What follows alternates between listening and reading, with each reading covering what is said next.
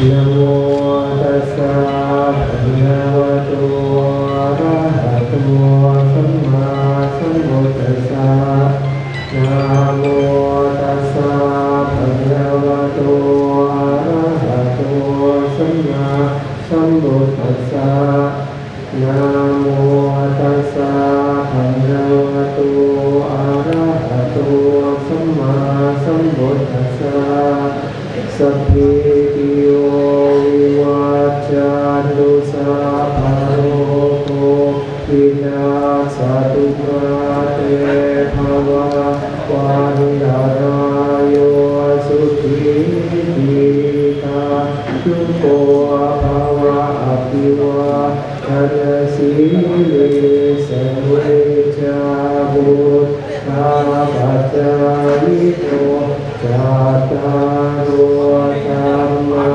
วาดันติอายุวันโนสุขังกายารัตนาตยานุภาเวนะรัตนาตยาเตชะสาธุคโรคัพยาเวลาโสตาสัจจุกาภวะเดกานันตรายาปิวินาสันตุจเตชะสะชัยสิทธิธนาลาภังโสทิทัพยังสุขังบารังสิริอายุจวันโนจะโพธาวุติจะยะสวะสตวาสาจะอายุจะชีวสิทธิ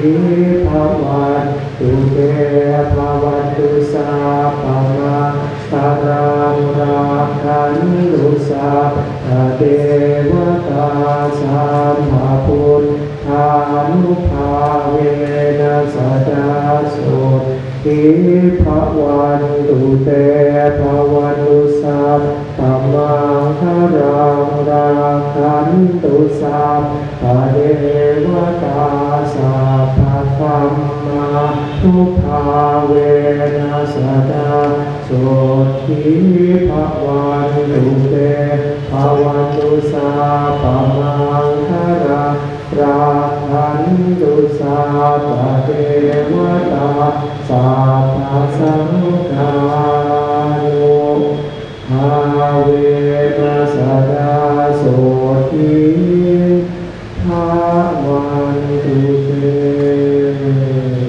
कालेन धम्म श्रवणं कीर्तन मंगलोत्तमम्। जब धर्म के शब्दों का श्रवण होता है तो वो सुना जाता है तो मंगलकारी होता है, वो उत्तमकारी होता है। तो पूज्य भिक्षु के द्वारा हमें धर्म के शब्द सुनने को मिले, ये भी हमारे लिए मंगल वाला हो, कल्याण वाला हो। इसी भावना के साथ हमारे बीच में most venerable doctor Charan Sutri sir हैं थाईलैंड से।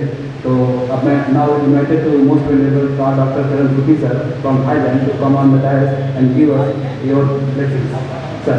कि भारत में प्रत्येक वर्ष और पिछले 20 वर्षों से यह अभियान चल रहा है। अंतर्राष्ट्रीय त्रिपिटक संगायन होता है।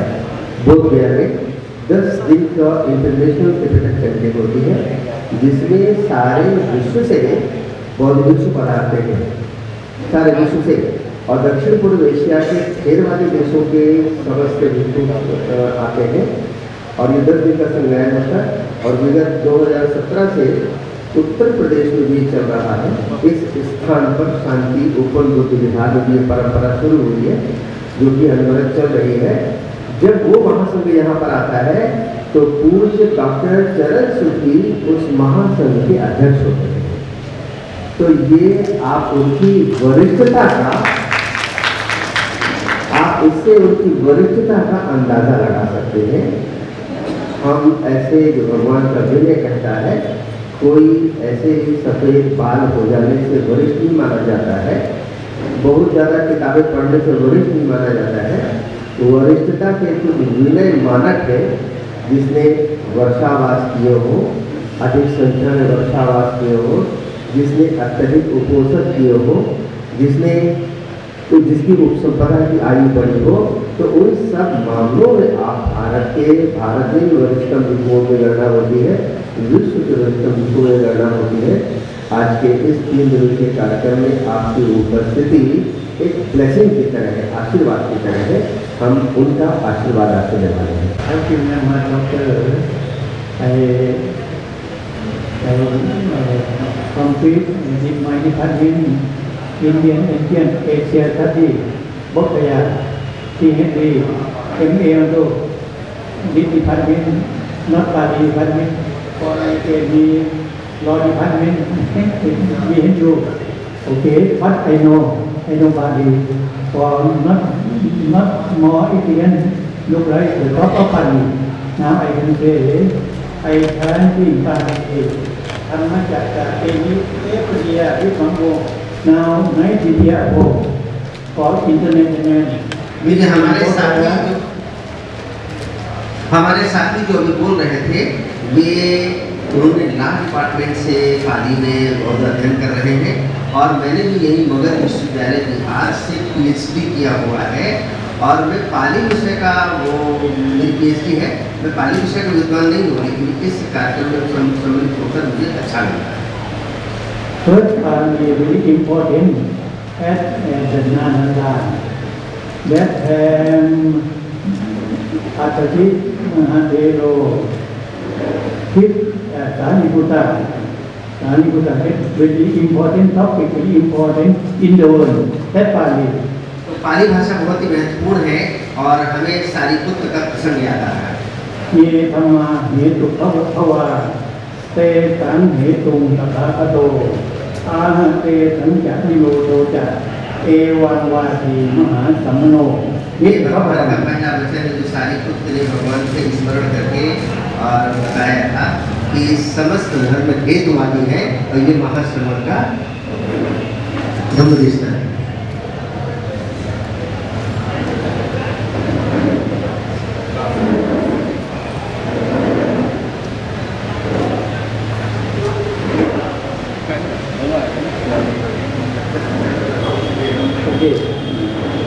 That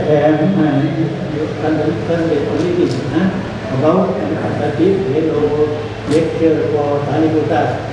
Now the talk for second for the important for Pali.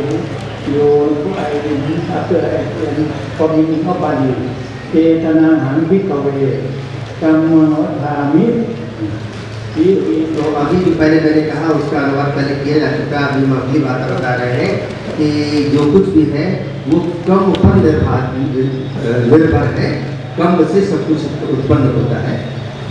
This Pali for Thailand, if who do good thing, then if good thing, if who do bad thing, he get opposite like that. तो ये पाली भाषा Thailand भी गई और Thailand में अलग ज्ञान परंपरा शुरू हुई।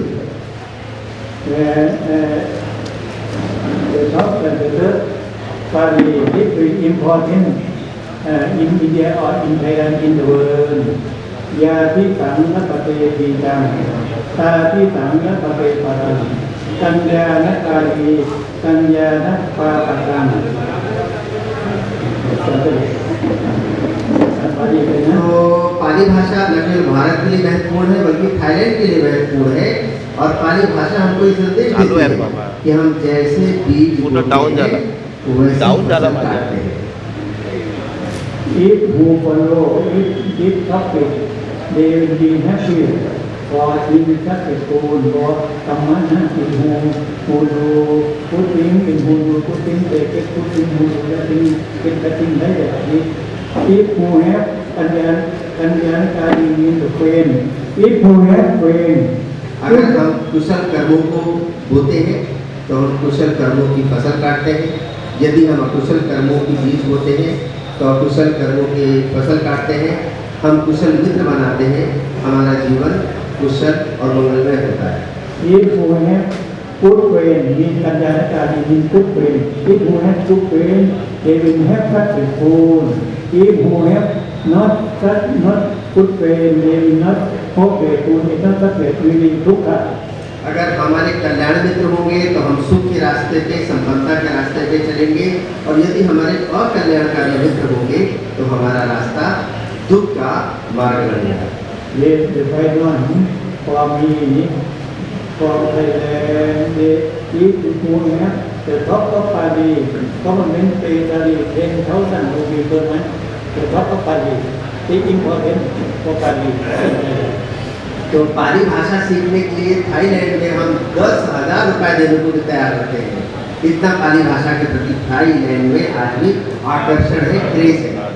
The second of topic, my topic for few minutes person, I hope your come to this function very nice or function, he prepare very nice function, really get food, such a food, I hope you get a food, and I want the end of here, the power of Buddha, the power of Dharma, the power of Sankara, waiting all of you happy for long life. Thank you very much. तो मैं आशीर्वाद देता हूँ कि भगवान बुद्ध की शक्ति से, धम्म की शक्ति से और संघ की शक्ति से ये जो 3 दिवसीय आयोजन हो रहा है ये सफल हो, कामयाब हो। बहुत बहुत शुभकामनाएं, आशीर्वाद।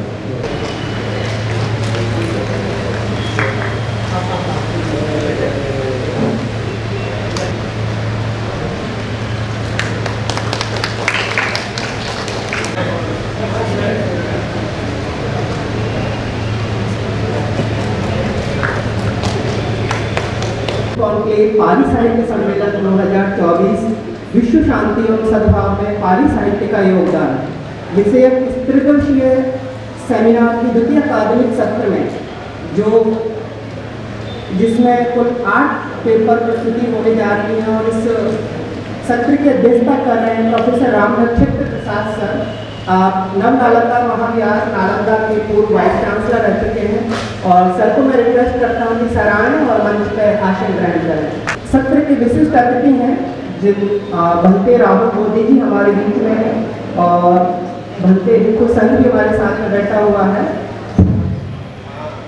तो परम कारुण्य तथागत संघ संबुद्ध बोधिसत्व बाबा साहब अम्बेडकर, परम पूज्य भिक्षु संघ, कल्याण मित्र उपासक उपासिका, और इस सुंदर उपवन के जो भी इसके कार्यक्रम के निदेशक महोदय, संयोजक महोदय, समन्वयक महोदय, आयोजक समिति, बौद्ध एवं पाली विद्याओं के अध्येता, विद्वान, विदुषियाँ, इस द्वितीय अकादमिक सत्र में मैं डॉक्टर विकास सिंह आप सभी का स्वागत करता हूँ। और इस कार्यक्रम में हमारे बीच 8 प्रमुख पत्र प्रस्तुति हैं। तो सर्वप्रथम मैं भंते शुभम गुणदर्शी जी को आमंत्रित करता हूँ कि वो आए और अपनी बात करें।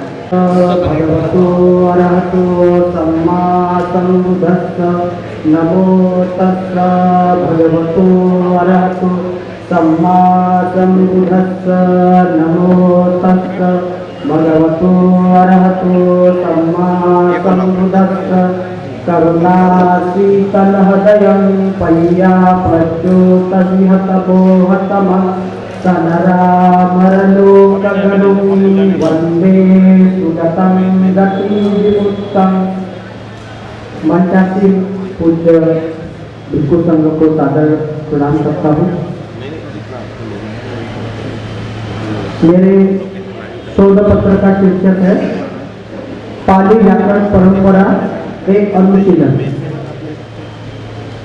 आप सभी को पता है कि बड़े ही हर्ष का विषय है कि पाली को शास्त्रीय भाषा के रूप में भारत सरकार ने दर्जा दिया है, सम्मान किया है।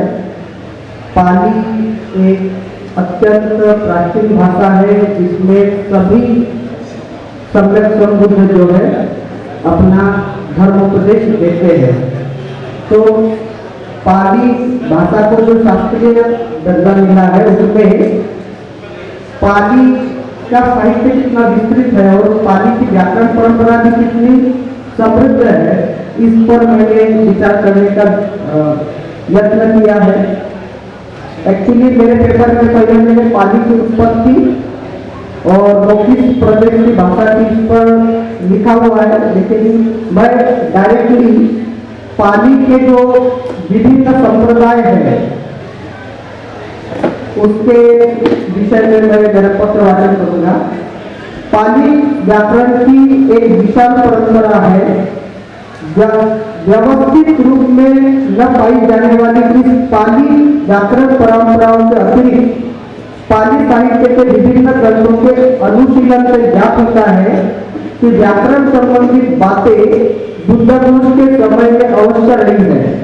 यह बात दूसरी है कि पारिभाषिक अर्थों में उनका परिगणन पाली व्याकरण के रूप में न किया जाता हो। पाली व्याकरण के तत्वों के ये संकेत पाली त्रिपिटक साहित्य में अनेकत्र प्राप्त होते हैं। धम्मपद के एक पद में महापद के भिक्षु के लिए निरुक्त कोविद तथा अक्षरानंद सन्निपातन से परिचित होना आवश्यक बताया गया है। इससे यह प्रतीत होता है कि धम्मपद के पूर्व पाली व्याकरण संबंधी कोई ऐसी व्यवस्था अवश्य रही होगी जिसमें ज्ञानी भिक्षु निरुक्ति पद एवं शब्द योजना आदि का अध्ययन करते रहे होंगे। एक बौद्ध अनुश्रुति के अनुसार जब भगवान बुद्ध के नियमों एवं उद्देश्यों के श्रोताओं के लिए यह कठिन हो गया कि वे उनका अर्थ समझ सके, तब भगवान के एक प्रधान शिष्य महाकच्छायन समाधि लगाकर पाली व्याकरण को लेकर उपस्थित हुए। इस प्रकार इस अनुश्रुति के अनुसार प्रथम पाली व्याकरण के रचयिता के रूप में इसका नाम लिया जाता है। जो भी हो, पर्याप्त सामग्री के अभाव में इस कथन पर पूर्ण विश्वास नहीं किया जा सकता। वर्तमान स्थिति में उपलब्ध सामग्री तथा सूचना के आधार पर 5 व्याकरण संप्रदायों का उल्लेख मिलता है, जिनमें कच्छायन व्याकरण, बोधिसत्व व्याकरण, शब्द गुणाकार व्याकरण, मोगलान व्याकरण एवं शब्दनीति व्याकरण। उपर्युक्त 5 व्याकरणों में दूसरा बोधिसत्व व्याकरण एवं तीसरा शब्द गुणाकार व्याकरण अभी वर्तमान में उपलब्ध नहीं है। केवल बौद्ध परंपराओं के अनुसार उन्हें सुना जाता है। इन अवशिष्ट 3 व्याकरणों की भाषा व्याख्या करने की अपनी अपनी एक पद्धति है तथा इन सबकी अपनी अपनी अलग अलग परंपराएं हैं। कच्छायन व्याकरण परंपरा। कच्छायन व्याकरण को कच्छायन व्याकरण भी या कच्छायन व्याकरण भी कहा जाता है। इसी का एक दूसरा नाम कच्छायन ग्रंथ या कच्छायन ग्रंथ भी है। इस व्याकरण के संधि तत्व के आधार पर सुसंधि तत्व भी कहते हैं। काट विशेष के आधार पर ग्रंथ के नामकरण का ही प्रक्रिया पाली त्रिपिटक साहित्य में उपलब्ध होती है। यथा पाराजिक खंड के आधार पर विनय पिटक के एक ग्रंथ का नाम पाराजिको। बहुत से विद्वान इस व्याकरण के रचयिता के रूप में भगवान बुद्ध के प्रधान शिष्य कच्छायन का नाम लेते हैं, किंतु पर्याप्त प्रमाणों के आधार पर इस कच्छायन का संबंध कच्छायन व्याकरण से नहीं जोड़ा जा सकता। कभी कभी पाणिनि की अष्टाध्यायी के समालोचक 3य शताब्दी के वार्तिककार कात्यायन से भी इस कच्छायन व्याकरण का संबंध जोड़ने का प्रयास किया जाता है, किंतु उक्त कात्यायन पाली व्याकरण के रचयिता से भिन्न है। पाली में कच्छायन व्याकरण की व्याख्या करते हुए कहा है, इदं हि कच्छायनस्य इदं हि कच्छायनस्य उच्यति इति कच्छो सपुत्रो तु तस्य कच्छायनो मतो तेनेव कत्तसत्थंति कच्छायनति जायति कच्छायसिदं सत्थं तिमिना वचनस्थतो। तो ये कच्छायन जो परंपरा है ये बहुत विस्तृत है, जिसमें मैं कच्छायन जो व्याकरण है उसमें 675 सूत्र उपलब्ध है, जिन्हें 4 खंडों में विभक्त किया है। संधि तत्व, नाम तत्व, आख्यात तत्व और निधिधान तत्व। अब इस जो परंपरा में है बहुत सारे ग्रंथ भी लिखे गए हैं। समय के अभाव में मैं उनका नाम केवल पढ़ूंगा। यहाँ न्यास का उल्लेख है, न्यास प्रतीक कच्चायन व्याकरण की एक टीका है, सूत्र निर्देश है, तालिका है, संबंध चिंता है, सत्य भेद चिंता है, रूप सिद्धि है, बालावतार है, सहसारर्थ जालिनी है, कच्चायन भेद है, शब्द बिंदु है, कच्चायन वंदना है, वाचकोपदेश है, अभिनव चूली निरुक्ति है, बदी प्रबोधन है, धातु मंजूषा है। फिर दूसरा हमने देखा कि मोगलान व्याकरण की भी एक समृद्ध परंपरा है, जिसके बारे में बोला जाता है कि इस ग्रंथ में कुल 817 सूत्र है। सूत्र पाठ, द्वादि पाठ, गण पाठ आदि संकलित किए गए हैं। इसका अलग से धातु पाठ भी उपलब्ध होता है, जिसे भिक्षु जगदीश काश्यप ने अपने ग्रंथ पाली महाव्याकरण के परिशिष्ट में संकलित किया गया है। इन्होंने अपने ग्रंथ के सूत्रों पर स्वयं वृत्ति और पुनर्वृत्ति पर एक अत्यंत पांडित्यपूर्ण टीका लिखी गई है। तो यह भी जो मोगलान परंपरा है, यह भी बहुत समृद्ध परंपरा है। इस पर भी बहुत सारी टीका और ग्रंथ लिखे गए, जिसमें पद साधन, प्रयोग सिद्धि, मोगलान पंजिका, धातु पाठ इत्यादि ग्रंथ उपलब्ध होते हैं। फिर उसके बाद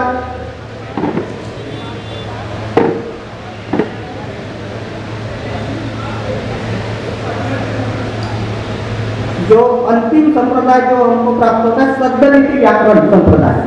शब्दनीति व्याकरण संप्रदाय में भी बहुत सारे टीका ग्रंथ है, जिसका वाचन करना यहाँ क्योंकि यह पेपर मैंने विस्तृत रूप में लिखा है, 18 पेज का पेपर है, इसलिए इतने कम समयावधि में बोलना तो मतलब संयुक्त नहीं है। तो हम यह बता सकते हैं कि जो व्याकरण की पाली के व्याकरण की परंपरा बहुत समृद्ध है। इसके पूर्व भी एक पेपर पढ़ा गया था। तो पाली के क्षेत्र में काम करने के लिए भी बहुत सारा विस्तृत क्षेत्र है, जिसे हमें देखना चाहिए। धन्यवाद। धन्यवाद नंदी जी। और डॉक्टर राजेंद्र कुमार जी हैं, जानकी देवी मेमोरियल कॉलेज दिल्ली विश्वविद्यालय से। आप आए और संक्षिप्त में अपनी बात करें।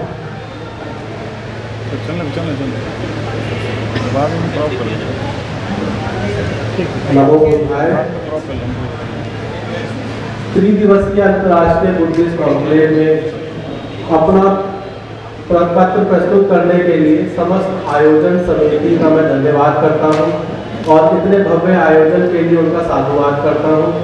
यहाँ उपस्थित सम्माननीय गण, विद्वज्जन एवं शोधार्थी जन और एवं सभी के मध्य में अपना पत्र प्रस्तुत कर रहा हूँ, जिसका शीर्षक है बौद्ध धर्म एवं अन्य धर्मों में स्त्री की भूमिका का विश्लेषणात्मक अध्ययन। चाहे कोई धर्म हो या साहित्य का सृजन हो, उसमें नारी की जो भूमिका है उन सभी पर जब भी हम विचार करते हैं तो हमें बहुत सारे ऐसे उदाहरण प्राप्त होते हैं जिसमें अगर स्त्रियां ना होती, उन्होंने जो है उसको समृद्ध करने में और उस धर्म का विकास करने में अपनी महत्वपूर्ण भूमिका निभाई है।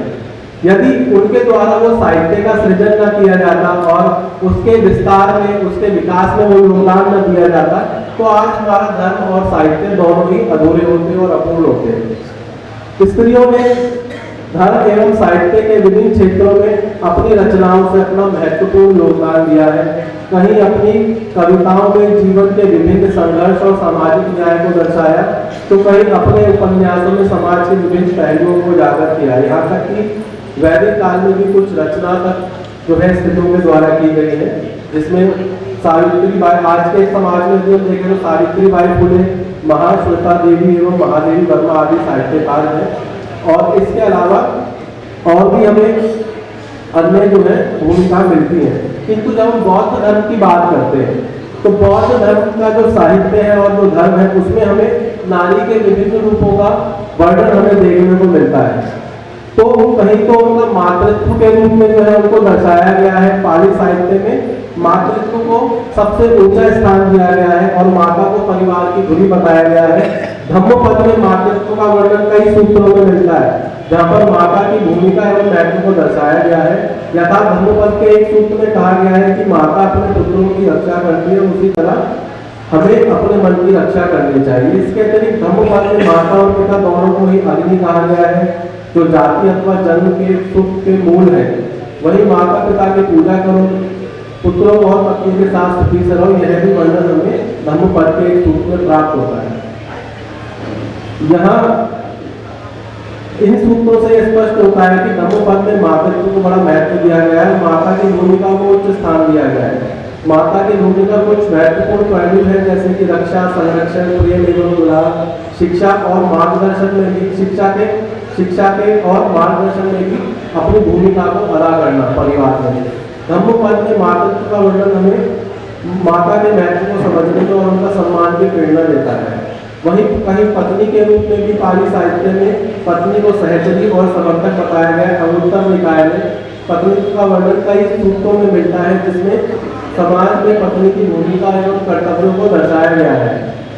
वहाँ कहा गया है पत्नी अपने पति की सबसे अच्छी मित्र होती है, वह उनकी बात सुनती है और उनकी सलाह मानती है, और पत्नी अपने पति के लिए घर की रक्षक होती है, जैसे एक मजबूत दीवार। पत्नी अपने पति के लिए परिवार की मुखिया होती है, जैसे कि एक माता। वहीं कहीं पत्नी को अपने पति के लिए धर्म की रक्षक बताया गया है, जैसे कि एक धर्म रक्षक काम करता है, वैसे ही पत्नी भी अपने परिवार के लिए धर्म रक्षक के रूप में कार्य करती है। इन सूत्रों से स्पष्ट होता है कि उत्तर निकाय में भी पत्नी के महत्व को बताया गया है। वहाँ पत्नी के कुछ महत्वपूर्ण योगदान है, मित्रता, सहयोग करना, परिवार की रक्षा करना एवं धर्म में भी अपनी जो है भूमिका को अदा करना। इसके अतिरिक्त भिक्षुणी के रूप में भी पाली साहित्य में हमें स्त्री का वर्णन मिलता है, जहाँ थेरी गाथा में भिक्षुणी का बहुत अधिक महत्व है। वहाँ पे उनकी जो जीवन की कहानियां, उनके अनुभवों से हमें पता चलता है कि उनके जो है बौद्ध दर्शन के जो है विकास में और पाली साहित्य की रचना में उनका जो योगदान है वो अतुलनीय है। जैसे आध्यात्मिक मार्गदर्शन, कई थेरी गाथा में हमें भिक्षुणियों के आध्यात्मिक मार्गदर्शन को प्रस्तुत किया गया है।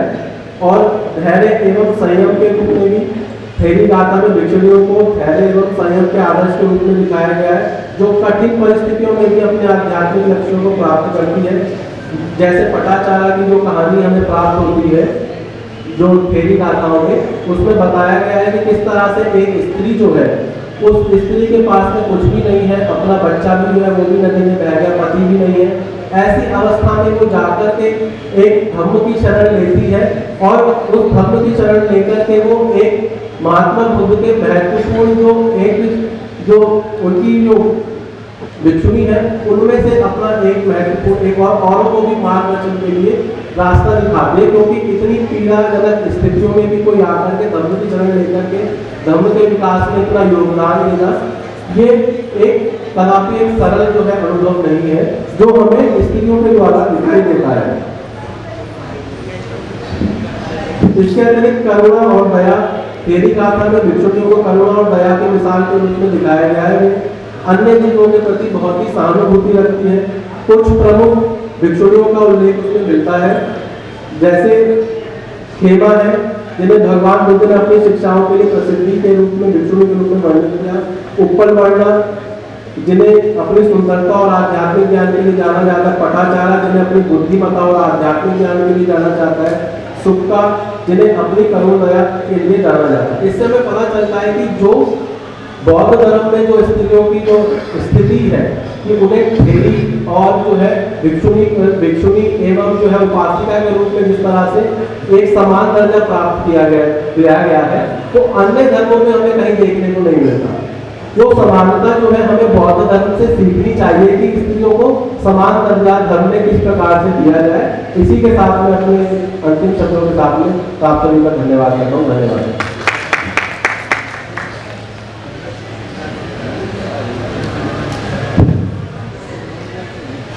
धन्यवाद करने के लिए। भगवान का जो सावक संघ है वो चतुर्विध है, भिक्षु भिक्षुणी उपासक उपासिका चारों से मिलकर संघ बनता है। तो निसंदेह ही भिक्षुणियों की, महिलाओं की जो भूमिका को लेकर बौद्ध धर्म आगे आया, उसका अपना अमूल्य योगदान है। और हमारे अगले वक्ता हैं भंते दीप रतन जी। अब महाचुनाव को राज विद्यालय विश्वविद्यालय थाईलैंड से MA कर चुके हैं, अभी रिसर्च में प्रवर्तित हैं। भंते दीप रतन।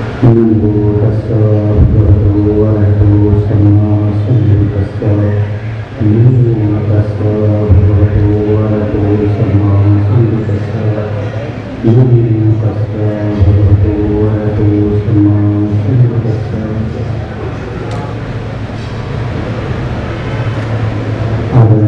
भक्तों को वंदन करते हुए और पारिवारिक सम्मेलन आयोजकों को साधुवाद करते हुए मेरा जो पेपर का टाइटल है वो है राष्ट्र शिक्षा नीति 2020 पाली भाषा एवं साहित्य के संवर्धन की संभावनाएं।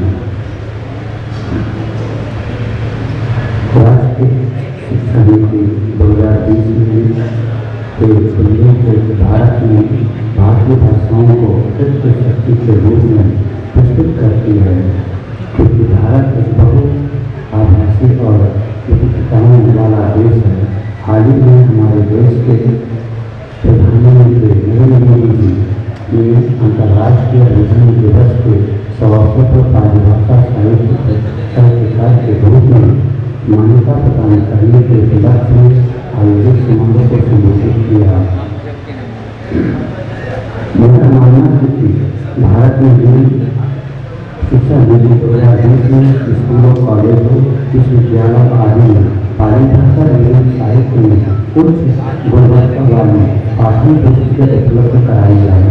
भारत देश में पाली भाषा साहित्य को लोगों में नई चेतना व बुद्ध की शिक्षाओं पर उनके बताए हुए मार्ग पर चलने में लोगों को जागरूकता तथा भारत में करुणा की सद्भावना और अनुशासन में काफी हद तक सुधार किया जा सकता है तथा बुद्ध धर्म भारत की विरासत को सांस्कृतिक रूप से संरक्षित करने के बढ़ावा देने की सरकार को प्रयत्न करना चाहिए, क्योंकि पाली भाषा साहित्य को जीवित या जीवंत नहीं बल्कि इस भारत देश में तेजी से प्रचार प्रसार होना आवश्यक है। दोस्तों, लाइफ ऑफ एशिया के नाम से भी जाना जाता है, जिसका अर्थ है एशिया महाद्वीप के प्रकाश की ओर।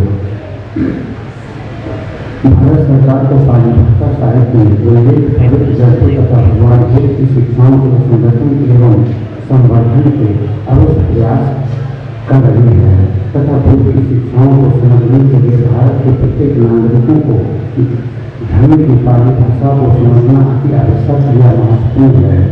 बुद्ध की भारत की ओर महान विरासत का सम्मान, स्वाभिमान और अभिमान साथ ही पूरी दुनिया को बुद्ध से सीखने की रीति से दूर रहने तथा शांति का मार्ग अपनाने की शिक्षा मिलती है। जैसा मैंने अध्ययन के दौरान महसूस किया है कि हमारा भारत देश अपनी विरासत और अपनी पहचान को जोड़ना चाहता है। मानव कल्याण के लिए अति आवश्यक है कि लेकिन हमारा भारत बहुत पीछे रह गया है। आधुनिक कानून के आज़ादी से पहले भारत की पहचान मिटाने की कोशिश की गई है और गुलामी मानसिक के पीड़ित लोगों ने ऐसा किया है। अपनी विरासत अर्थात बुद्ध को अस्तित्व को विश्व देश में ले जाने का काम किया जा रहा है। मानव कल्याण के लिए बहुत ही अच्छा साबित हुआ है। भारत ने दुनिया को युद्ध नहीं बल्कि युद्ध किया है। किसी भी देश की संस्कृत साहित्य भाषा उस देश की गहन और प्राचीन सांस्कृतिक विरासत के संरक्षण के रूप में कार्य करती रही है और प्रत्येक समुदाय के ऐतिहासिक और सांस्कृतिक महत्वों का सार प्रस्तुत करती है तथा उनके इतिहास या विरासत के रूप में बढ़ाती है। बुद्ध की शिक्षा और उनके ग्रंथों पाया कि उनके धर्म में किसी भी प्रकार का कोई भेदभाव है, जाति इन चीजों से भी सभी मानव एक समान है। मुझे भी नहीं बल्कि पूरे भारत देश के प्रत्येक नागरिक को बेहतर सकी है और हमारा देश भारत में और सत्तर के लिए पाली भाषा एवं साहित्यों को सांस्कृतिक विरासत के रूप में भारत जानता और समझ लाने का प्रयास किया तो के महत्वपूर्ण एवं सामने और तारीफ है। भारत की केंद्र विरासत को पुनः जीवित और लोगों के बीच पहुँचाने का कार्य कर रही है। इसके लिए भारत का प्रत्येक नागरिक में नए उम्मीद, जोश और बुद्ध की शिक्षाओं को सीखने का, अपने जीवन में धारण करने का अच्छा प्रयास कर रहे हैं। इसीलिए पाली साहित्य के हर जुड़े चीज़ों को साहित्य के आधार पर समझा जा रहा है और आशा है कि चीज़ों को अभी 4 अक्टूबर को माननीय नरेंद्र मोदी जी ने हमारे लिए पाली भाषा की मान्यता प्रदान किया है। और अभी आने वाले समय में जो गाँव देहात में या कहीं पर भी है उनको भी पाली से पहुँचना चाहिए बेसिक चीज़ों से। मैं 7 साल थाईलैंड में रहा है, तो थाईलैंड में आने वाले छोटे छोटे स्कूल्स हैं, वहाँ पे जो बच्चे को पढ़ाने वाले स्कूल है वहाँ पर भी पाली छोटे छोटे पुस्तक के टाइप का पाली उनको एक सब्जेक्ट रखा गया है। आने वाले समय पे इस चीज़ों को रखा जाए, ऐसी भारत सरकार की योजना और हमारी जो पाली की सम्मेलन की योजना है, हर क्षेत्र हर बच्चे को कम से कम पाली के बारे में जानकारी देना आवश्यक है। धन्यवाद। एक अनाउंसमेंट है, इस सत्र के बाद टी ब्रेक रहेगा। कोई भी चाय भीतर ला के ना पिए और ना ही भीतर आपको परोसी जाएगी। जिसको भी चाय पीना होगा तो बाद में हम लोग चलेंगे 15-20 मिनट के लिए। फिर कल्चरल प्रोग्राम होगा और एक अकेडमिक सत्र और भी है। हाँ एक और है शेड्यूल में दिया। अब अगले पत्र के लिए मैं डॉक्टर बाल गंगाधर जी को बुलाना चाहता हूँ। आप सिद्धार्थ विश्वविद्यालय में असिस्टेंट प्रोफेसर हैं।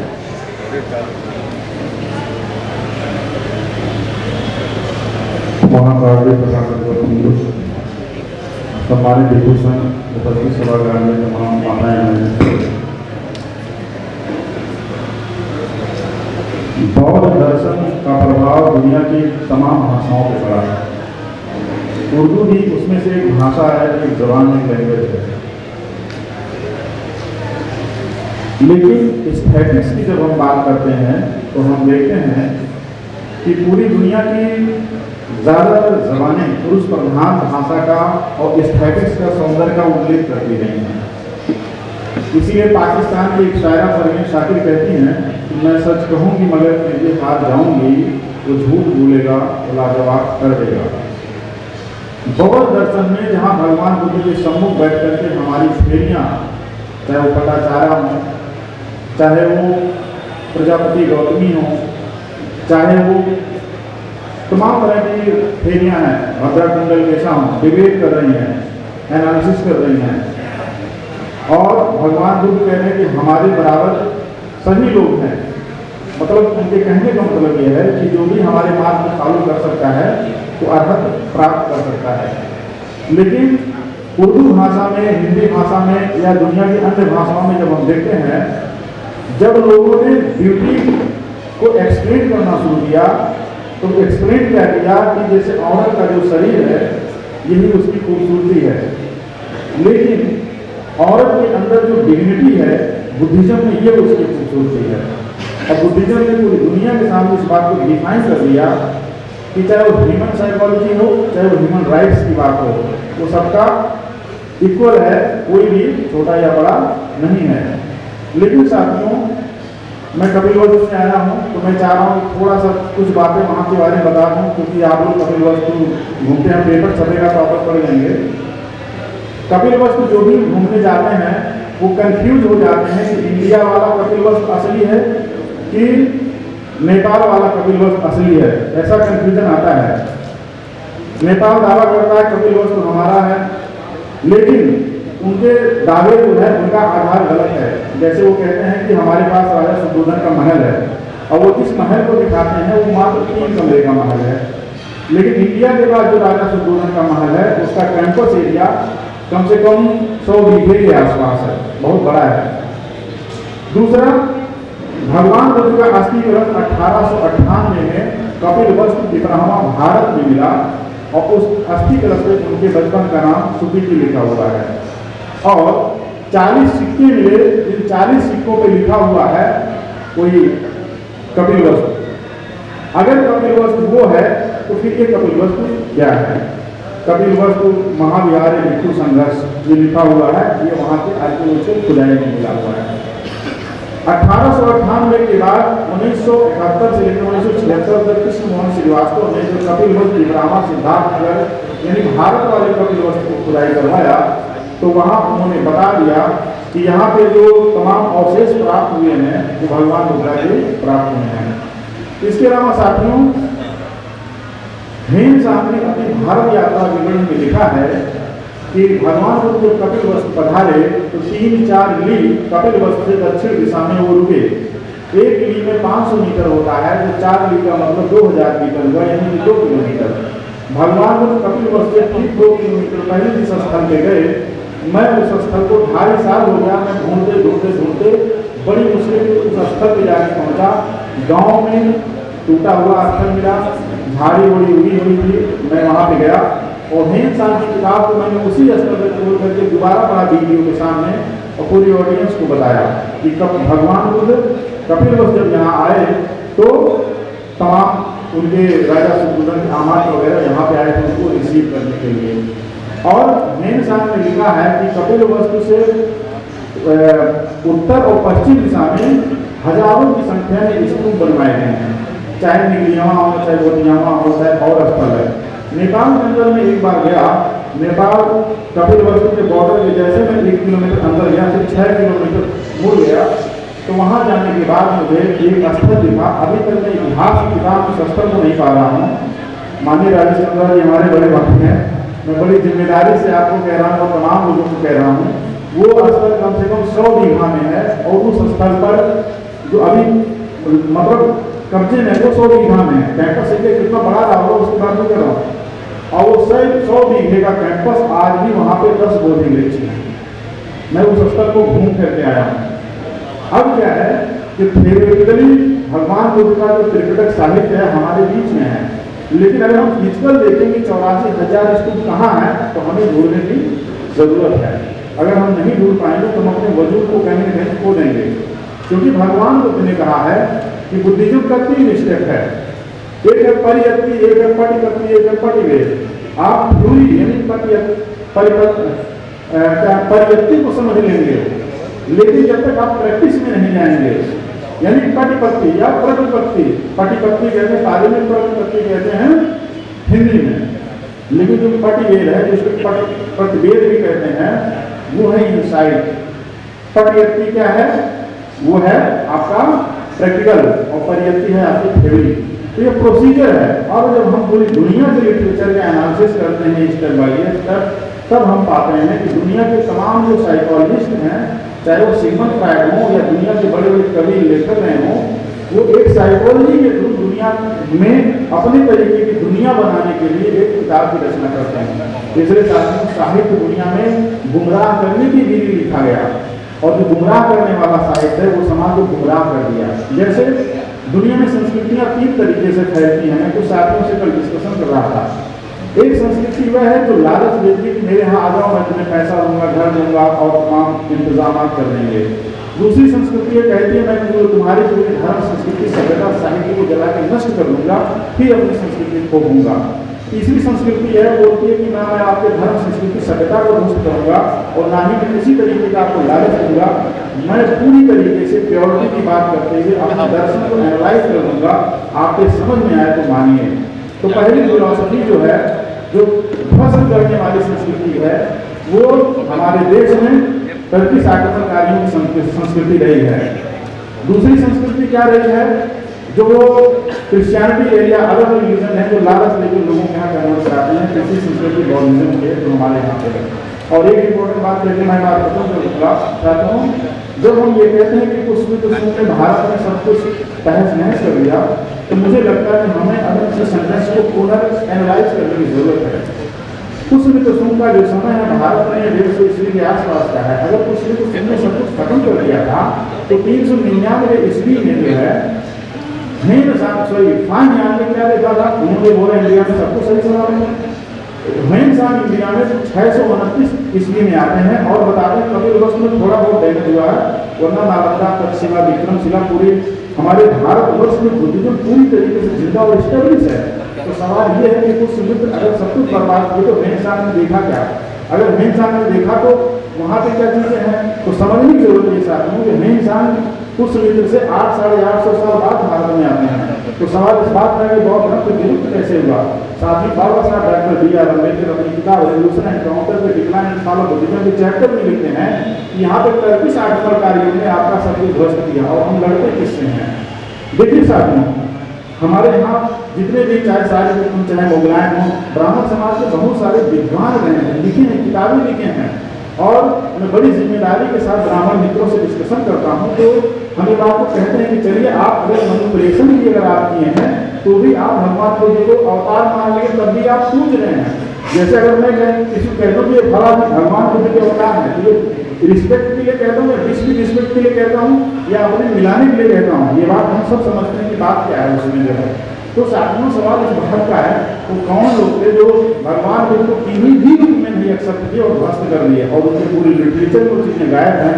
लेकिन साथ में अल्लामा इकबाल उर्दू के बड़े शायर हैं जो इस्लामिक स्टेट की बात करते हैं, वो कहते हैं क्या हमारी पूरी दुनिया में जो इस्लामाइजेशन होना चाहिए, लेकिन वही बुद्ध पे लिखना उनको पड़ता है। तो वो क्या कहते हैं, कौम ने पैगाम गौतम की जरा परवाह न की, कद पहचानी न अपने गौहर की दाना की, आह बदकिस्मत रहे आवाज़े से बेखबर, गाफिल अपने फल के शीरीनी से होता है सजर, आश का उसने किया जो जिंदगी का राज था, हिंद को लेकिन ख्याली फलसफा पे नाज था। तो भगवान बुद्ध के दर्शन से, विज्ञान से कोई अछूता नहीं रह पाया। अगर वो भगवान बुद्ध को नहीं पढ़ाया, चाहे वो हेगेलियन थ्योरी रही हो, चाहे वो जीन जैक रूसो रहे हों, चाहे इवन की कार्ल मार्क्स रहे हों, Karl Marx nature of state की बात करते हैं, उसका हाईएस्ट वर्जन बुद्धिज्म है। जिस बात की philosophy of history of philosophy बात हेगल कर रहे हैं, उसका हाईएस्ट वर्जन बुद्धिज्म है। क्योंकि हेगल जो है थेसिस की बात कर रहे हैं, और वहीं पे जीन जैक रूसो कह रहे हैं कि हम नेचर ऑफ स्टेट में चले जाएंगे, जंगल भी लाकर समाज को ऐसी अवस्था में ले जाएंगे जहाँ पे जीरो क्राइम है। तो यूरोप के जितने भी यूरोपियन विद्वान ऐसे समाज को ऐसे मोड़ में ले जाना चाहते हैं 100% democracy, equality, liberty, justice philosophy हो। अब सवाल ये है कि यूरोप के लोगों की बात समझ में कहाँ से आई। साथियों, 1800 कांग्रेस का हुआ था शिकागो सम्मेलन 1892-93 के आसपास में हुआ था। उसकी अध्यक्षता जिन्होंने किया था ए मैकेंजी साहब ने किया था, और ए मैकेंजी ने किताब दिया बुद्धिज्म इन क्रिश्चियन ब्रिटेन। यानी कि यूरोप के विद्वानों ने जिस तरीके से बुद्धिज्म को पढ़ा और अपने थ्योरी में एनालिसिस किया, अपनी लिटरेचर में लेकर के आया और खान रहन सहन में आया। आप देखेंगे हमारे बुद्धिस्ट कंट्रीज की महिलाएं पुरुष और यूरोप कंट्री की महिलाएं पुरुष के कपड़े पहनावे, खान रहन सहन में, उनके प्रोग्रेस में कितनी ज़्यादा समानता है। उसका सबसे बड़ा ये कारण है कि गल्फ कंट्रीज के रास्ते बुद्धिज्म जब यूरोप में गया तो यूरोप को इम्फेसाइज किया, प्रभावित किया और प्रोग्रेसिव बनाया। लेकिन जो बुद्धिज्म को ध्वस्त करने का काम किए, उनकी तरह ना कोई दिखना चाहता है, ना कपड़ा पहनना चाहता है, बोलना चाहता है, ना उनकी तरीके से कोई भी चीज़ एस्टेब्लिश करना चाहता है। तो साथ में हम सब ये समझ रहे हैं कि अभी ईरान यूनिवर्सिटी में एक लड़की को बोल दिया गया तुम नकाब ठीक से पहनो, नहीं पहनोगी तो ऐसे कर दिया जाएगा, उसने कपड़े उतार दिए साथ। ये प्रोटेस्ट का हाईएस्ट वर्जन है। रीजन क्या है, जहाँ पूरी दुनिया लिबरेशन की तरफ आ रही है, वहाँ आप महिलाओं को गुलाम बना रहे हैं। उसमें सबसे बड़ा रीजन इस बात का है कि उन्होंने बुद्धिस्ट फिलॉसफी को ध्वस्त किया और बुद्ध की जगह बुद्ध शब्द का इस्तेमाल किया और कहा बुद्ध शिकन। इसीलिए बुद्धिज्म गल्फ कंट्री से गायब हो गया। और हम सब जानते हैं कि यूरोप से इंडिया मिलने को बेताब है, इंडिया से यूरोप मिलने को बेताब है, और यूरोप इंडिया मिलकर के सारे बुद्धिस्ट कंट्रीज से मिलने को बेताब है। रीजन क्या है, जिसके पास इन्वेंशन, साइंस, टेक्नोलॉजी और फिलॉसफी होगी, इक्वालिटी, जस्टिस, लिबर्टी होगी, तो दुनिया एलेबरेट होकर बुद्धिज्म के पास जरूर जाएगी। डायरेक्ट नहीं सही, इनडायरेक्ट जरूर जाएगी। Thank you very much. तो डॉक्टर विकास सिंह को बुलाना चाहूँगा जो अपना शोध पत्र आधुनिक श्रीलंका में पाली अध्ययन का आरंभ पे अपना शोध पत्र का वाचन करें। आज के कार्यक्रम की अध्यक्षता कर रहे आदरणीय सर और हमारे सम्मुख बैठे हैं हमारे अभिभावक हैं आदरणीय राजेश चंद्रा सर। तो मैं श्रीलंका में पाली किस प्रकार आरंभ होता है, क्योंकि जैसा कि हम सभी जानते हैं हम सभी उपनिवेशवादी देश हैं, हम भी रहे, श्रीलंका भी रहा। तो अंग्रेजों के आगमन के साथ ही श्रीलंका की जो पठन पाठन की जो ट्रेडिशनल मेथडोलॉजी थी, विशेषकर पाली को, जो सम्राट अशोक के जमाने से आरंभ हुआ एक समझौता भारत और श्रीलंका के बीच धम्म का जो रिश्ता बना, उस रिश्ते को बहुत कई शताब्दी तक, इवन आप ये समझिए कि 4वीं शताब्दी में जब राजकुमारी जो हेममाला है वो दंत भगवान बुद्ध का जो दंत अवशेष है उनको लेकर श्रीलंका जाती है, और उसके बाद वो जो दंत अवशेष है वो श्रीलंका की सांस्कृतिक निधि बन जाता है। उस दंत अवशेष की जो भी राजा, चाहे वो हिंदू राजा हो चाहे बुद्धिस्ट राजा हो, जो भी उसकी रक्षा करता है सब साल तक वहां पर शासन किया, जो हिंदू डायनेस्टी रही है वो भी उस दंत धातु के रक्षक के रूप में जाने जाते रहे हैं। तो इस प्रकार कई शताब्दी तक बुद्धिज्म वहां फ्लोरिश भी हुआ, जनता से लेके और भिक्षुओं के बीच में रहा। पर अंग्रेजों के आगमन के साथ ही श्रीलंका में पूरी तरह से उपनिवेशीकरण हुआ। न केवल उपनिवेशीकरण हुआ बल्कि धर्मांतरण भी हुआ। और भारतीय धर्मों की विशिष्टता होती है कि तीनों ही, हमारे जैन, हिंदू और बौद्ध, तीनों ही साम्राज्यवादी या विस्तारवादी धर्म नहीं है। ये किसी को भी प्रलोभित या इस तरह से अपने आप का विस्तार नहीं चाहते। अपने गुणों की वजह से, इनकी गुण और इनकी आभा की वजह से दूसरे लोग भी मिलते चले जाते और ये धर्म बढ़ते चले जाते हैं। बाकी धर्मों की अपेक्षा बौद्ध धर्म दुनिया में इसलिए आगे बढ़ गया है कि उसके लिए एक लहराती धरती सब जगह पर मिली। और जितने भी जो हमें एशिया कंट्रीज के आज के देश हैं, तो उसमें से श्रीलंका में जब हम बात करें 19वीं शताब्दी की, वो एक ऐसा दौर है जब पूरी तरह से भारत में 1857 की क्रांति हो रही है। और उसी समय उस क्रांति का कहीं ना कहीं एक इफेक्ट, क्योंकि किसी एक देश में घटना घटती है उसका प्रभाव पूरे विश्व पर पड़ता है। तो भारत की 1857 की क्रांति की कहीं अनुभूति सुनाई दे रही है हमें श्रीलंका में। और श्रीलंका में 1865 से लेकर 1889 तक ये विशेष काल है। और इसमें 5 शास्त्रार्थ क्रिश्चियंस के साथ में होते हैं। जो क्रिश्चियंस फादर, पादरी इत्यादि लोग हैं, उनके साथ में 5 शास्त्रार्थ होते हैं। और इन 5 शास्त्रार्थ को, इन डिबेट्स को हम पांडूरवाद, पांडूर डिबेट के रूप में वहां जानते हैं।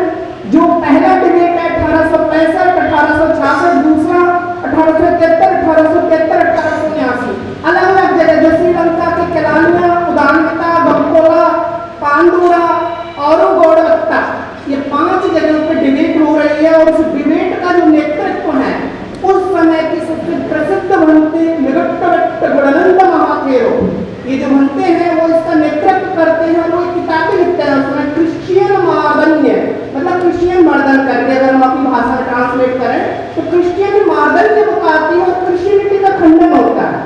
और वो खंडन केवल ऐसा नहीं है कि सतही होता है, बड़ा शास्त्रीय प्रमाणों के साथ है। जैसा हम मिलित प्रश्न ग्रंथ पढ़ते हैं उसी प्रकार का वो क्रिश्चियन मार्दन्य ग्रंथ है। जिसका इंग्लिश और हिंदी में ट्रांसलेशन अवेलेबल नहीं है। ये भविष्य में अगर होता है तो हम लोगों के लिए बहुत काम का एक ग्रंथ निकल के आएगा। तो ये 5 जब डिबेट वहां होती है और बनते निगट्टवट्ट गुणानंद महाथेरो के नेतृत्व में 5 डिबेट में अल्टीमेटली क्रिश्चियन पराजित होते हैं और बौद्ध धर्म जो है स्थापित होता है। और इन्हीं निगट्टवट्ट गुणानंद महाथेरो बनते जी के शिष्य परंपरा में दूसरे बनते हैं हिक्कुडवे सुमंगल महाथेरो। हिक्कुडवे सुमंगल महाथेरो जी का जो पूरा फोकस था कि कैसे हम एजुकेशन इंस्टीट्यूट डेवलप करें, तो उन्होंने उस समय पाली को 2 भागों में विभाजित किया। बिहार में पाली को स्थापित किया, जो बुद्ध विहार थे वहाँ सिंगली इंग्लिश लैंग्वेज इत्यादि पढ़ाई जा रही थी। तो जो परंपरागत बुद्ध विहारों को डेवलप किया। दूसरी तरफ आधुनिक विश्वविद्यालय बनाए। तो आधुनिक विश्वविद्यालय में भी पाली का अध्यापन स्टार्ट हुआ और बिहारों में भी पाली और साथ में संस्कृत दोनों ही भाषाओं को रखा गया कि बुद्ध विहारों में भी लोग सीखें। और जैसे हमारे यहाँ गुरुकुल पद्धति या ट्रेडिशनल जो मेथडोलॉजी ऑफ एजुकेशन है जो सेंट्रल संस्कृत यूनिवर्सिटी प्रोवाइड कराती है, वैसे ही वहाँ पर 20 निकायों में बटा हुआ जो पूरा भिक्षु संघ है 20 निकायों में बटा हुआ है। और लगभग हर निकाय को अपना एजुकेशन सिस्टम डेवलप, जो 12वीं तक की एजुकेशन है वो लोग वहाँ प्रोवाइड कराते हैं। और गवर्नमेंट उस डिग्रियों को भी वैलिड मानती है। उसके बाद लोग डायरेक्ट यूनिवर्सिटी सिस्टम में एंटर कर सकते हैं। तो वहाँ आज के समय अगर हम देखते हैं तो 2 यूनिवर्सिटी स्पेशली पाली अध्ययन के लिए बड़ी फेमस है। भिक्षु यूनिवर्सिटी अनुराधापुर में है और बौद्ध एवं पाली विश्वविद्यालय ये होमागामा में है, कोलंबो के पास में। तो इन दोनों में पाली के बड़े अध्यापन के केंद्र। इसके अलावा यहाँ चाहे श्री जयवर्धनपुर विश्वविद्यालय हो या पैराडेनिया विश्वविद्यालय हो, रोहाना विश्वविद्यालय हो, कैंडी में शिवा कैंपस हो, या अभी जब नव स्थापित उनका नागानंद इंस्टीट्यूट हो, इन सभी में भी पाली का आपको अध्ययन केंद्र इत्यादि मिलेंगे। सबसे बड़ी चीज़ है कि पाली वहाँ एक लिविंग लैंग्वेज, लिविंग ट्रेडिशन के रूप में है। हम साक्षात किसी गुरु शिष्य परंपरा से, तो भिक्षु के माध्यम से जो बिहारों की मोनिस्टिक पाली जिसे हम बोलते हैं, वो पाली भिक्षु को दूसरे भिक्षु से परंपरागत रूप से मिल रही है। और एक सबसे बड़ी बात कि उनका जो सिंगली वर्जन है त्रिपिटक का, चैंटिंग ट्रेडिशन जो त्रिपिटक की है वो भी अभी प्रिजर्व है। और जो सर्व प्राचीनतम जो हम बात करते हैं त्रिपिटकों की, और प्राचीनतम त्रिपिटक एलो स्क्रिप्ट में लिखे गए हैं, जो राजा पट्टनामई के समय में जो श्रीलंका में मतलब बौद्ध संगीति हुई थी, तो उसकी एक जो कॉपी है लंदन म्यूजियम में अभी रखी हुई है। और उसी दौरान जब ये शास्त्रार्थ हो रहा था, उसी समय एक अंग्रेज अधिकारी थे, आप लोग सभी उनसे परिचित हैं, रीस गैविस। डब्ल्यू रीस गैविस उस समय श्रीलंका में गवर्नर बनकर गए हुए थे, गवर्नर नहीं, वो वहाँ पे कलेक्टर के पद पर गए हुए थे। और उनके सामने जब वो मजिस्ट्रेट के कोई केस आता है, और उस केस के जितने भी डॉक्यूमेंट्स थे वो सारे के सारे पाली भाषा में थे। उन्होंने समय मांगा कि मैं इनको डिकोड करूंगा, तो पाली में डिकोड करने के लिए खुद उन्होंने पाली सीखी, और पाली से इतने प्रभावित हुए कि नौकरी छोड़ के लंदन विश्वविद्यालय जाकर पाली डिपार्टमेंट की उन्होंने स्थापना की। न केवल पाली डिपार्टमेंट की, पालीटेक सोसाइटी की स्थापना की, और उन्होंने अपनी पत्नी के साथ मिलकर पाली का जो उद्धार किया, उस सबसे आप लोग परिचित हैं। तो इतना बड़ा काम श्रीलंका की धरती से पाली का आरंभ होता है, और उसी धारा से इन्हीं भंते जो हिक्कुडवेस मंगल महाथेरो के डायरेक्ट शिष्य हैं अनागारिक धर्मपाल जी। अनागारिक धर्मपाल जी को आप सभी जानते हैं, जिन्होंने सारनाथ से लेके बौद्ध गया लेके जो भी भारत में बुद्धिस्ट प्लेसेस हैं, उनकी मुक्ति का बहुत बड़ा आंदोलन चलाया। और उस समय के जो हमारा कलकत्ता सुप्रीम कोर्ट हुआ करता था, वहाँ पर उन्होंने केस दायर करके उन चीज़ों को बड़े अतिक्रमण से मुक्त करा के और उनको उनका वास्तविक जो आधुनिक रूप है दिलवाने का प्रयास किया। तो एक बड़ी लंबी परंपरा परिपाटी है कि किस प्रकार श्रीलंका में पाली का अध्ययन और अध्यापन आरंभ होता है। और ये त्याग है उन तपस्वियों का, उन भिक्षुओं का, कि उन्होंने उस तरह से एक शास्त्रार्थ के रूप में उस शास्त्र को समझा, उसके अध्ययन को अधिगमित किया, अधिगमित करके उस चीज को शास्त्रार्थ में यूज किया, और अंग्रेजों को परास्त करके बौद्ध धर्म की पुनर्स्थापना की। और आज वहाँ 70 से 75% पॉपुलेशन बुद्धिस्ट है। इसका श्रेय अगर किसी को हम दे सकते हैं तो मेगट्टवेट्ट गुणानंद महाथेरो और हिक्कुडवेस मंगल महाथेरो। बहुत बहुत धन्यवाद। और अब इस सत्र की अध्यक्षीय उद्बोधन के लिए मैं आदरणीय प्रोफेसर रामनक्षत्र प्रसाद सर को आमंत्रित करता हूँ। अंतरराष्ट्रीय बुद्धिस्ट कांफ्रेंस पाली साहित्य सम्मेलन 2024 विश्व शांति एवं सद्भाव में पाली साहित्य का योगदान, इस विषय पर अंतरराष्ट्रीय बौद्ध शोध संस्थान लखनऊ की ओर से आयोजित, जिन्हें हमारे उत्तर प्रदेश की सरकार ने पूरी तरह समर्थन दिया, योगदान दिया। और मैं तो मुंबई से आया हूँ। श्रीलंका में मेरी नंबर की पढ़ाई हुई और वहाँ पर यूनिवर्सिटी में कुछ समय तक पढ़ते रहा। बाद में डिग्री, मेरी PhD की डिग्री मुंबई विश्वविद्यालय से सेंट जेवियर्स कॉलेज से एडमिशन लेकर अंग्रेजी में प्रबंध लिखा और PhD की डिग्री 2012 में मिली। और मैं उस गुरु परंपरा से हूँ। मेरी दीक्षा के समय जगदीश कश्यप जी, जिन्होंने नालंदा विहार की स्थापना की, 1972 में मेरे उपसंपदा के समय जगदीश कश्यप जी और मेरे गुरु डॉक्टर बदन आनंद कौशल जी, इन दोनों के आशीर्वाद से 1972 में मेरी उपसंपदा हुई। और तब से लेकर मैं इन महान गुरुओं की परंपरा को लेकर चल रहा हूँ। रेडियो श्रीलंका पर उस समय श्रीलंका ब्रॉडकास्टिंग कॉर्पोरेशन कहती थी। हजारों मेरे गुरु जब वहाँ पर मैंने दिए हैं, उनमें मेरे गुरु की कृपा थी। आनंद कौशल जी, जो बड़े विद्वान थे और वही आदर्श लेकर चल रहे थे। आज मैं ऑल इंडिया बुक संघ का अध्यक्ष के रूप में, प्रेसिडेंट के रूप में नियुक्त किया गया है मुझे, और उन्हें भी मुझे अच्छी तरह से आगे ले जाना है। यहाँ आकर मुझे बहुत ही खुशी हुई। मैं धन्य समझता हूँ अपने आपको इस प्रोग्राम में मैं सम्मिलित हुआ।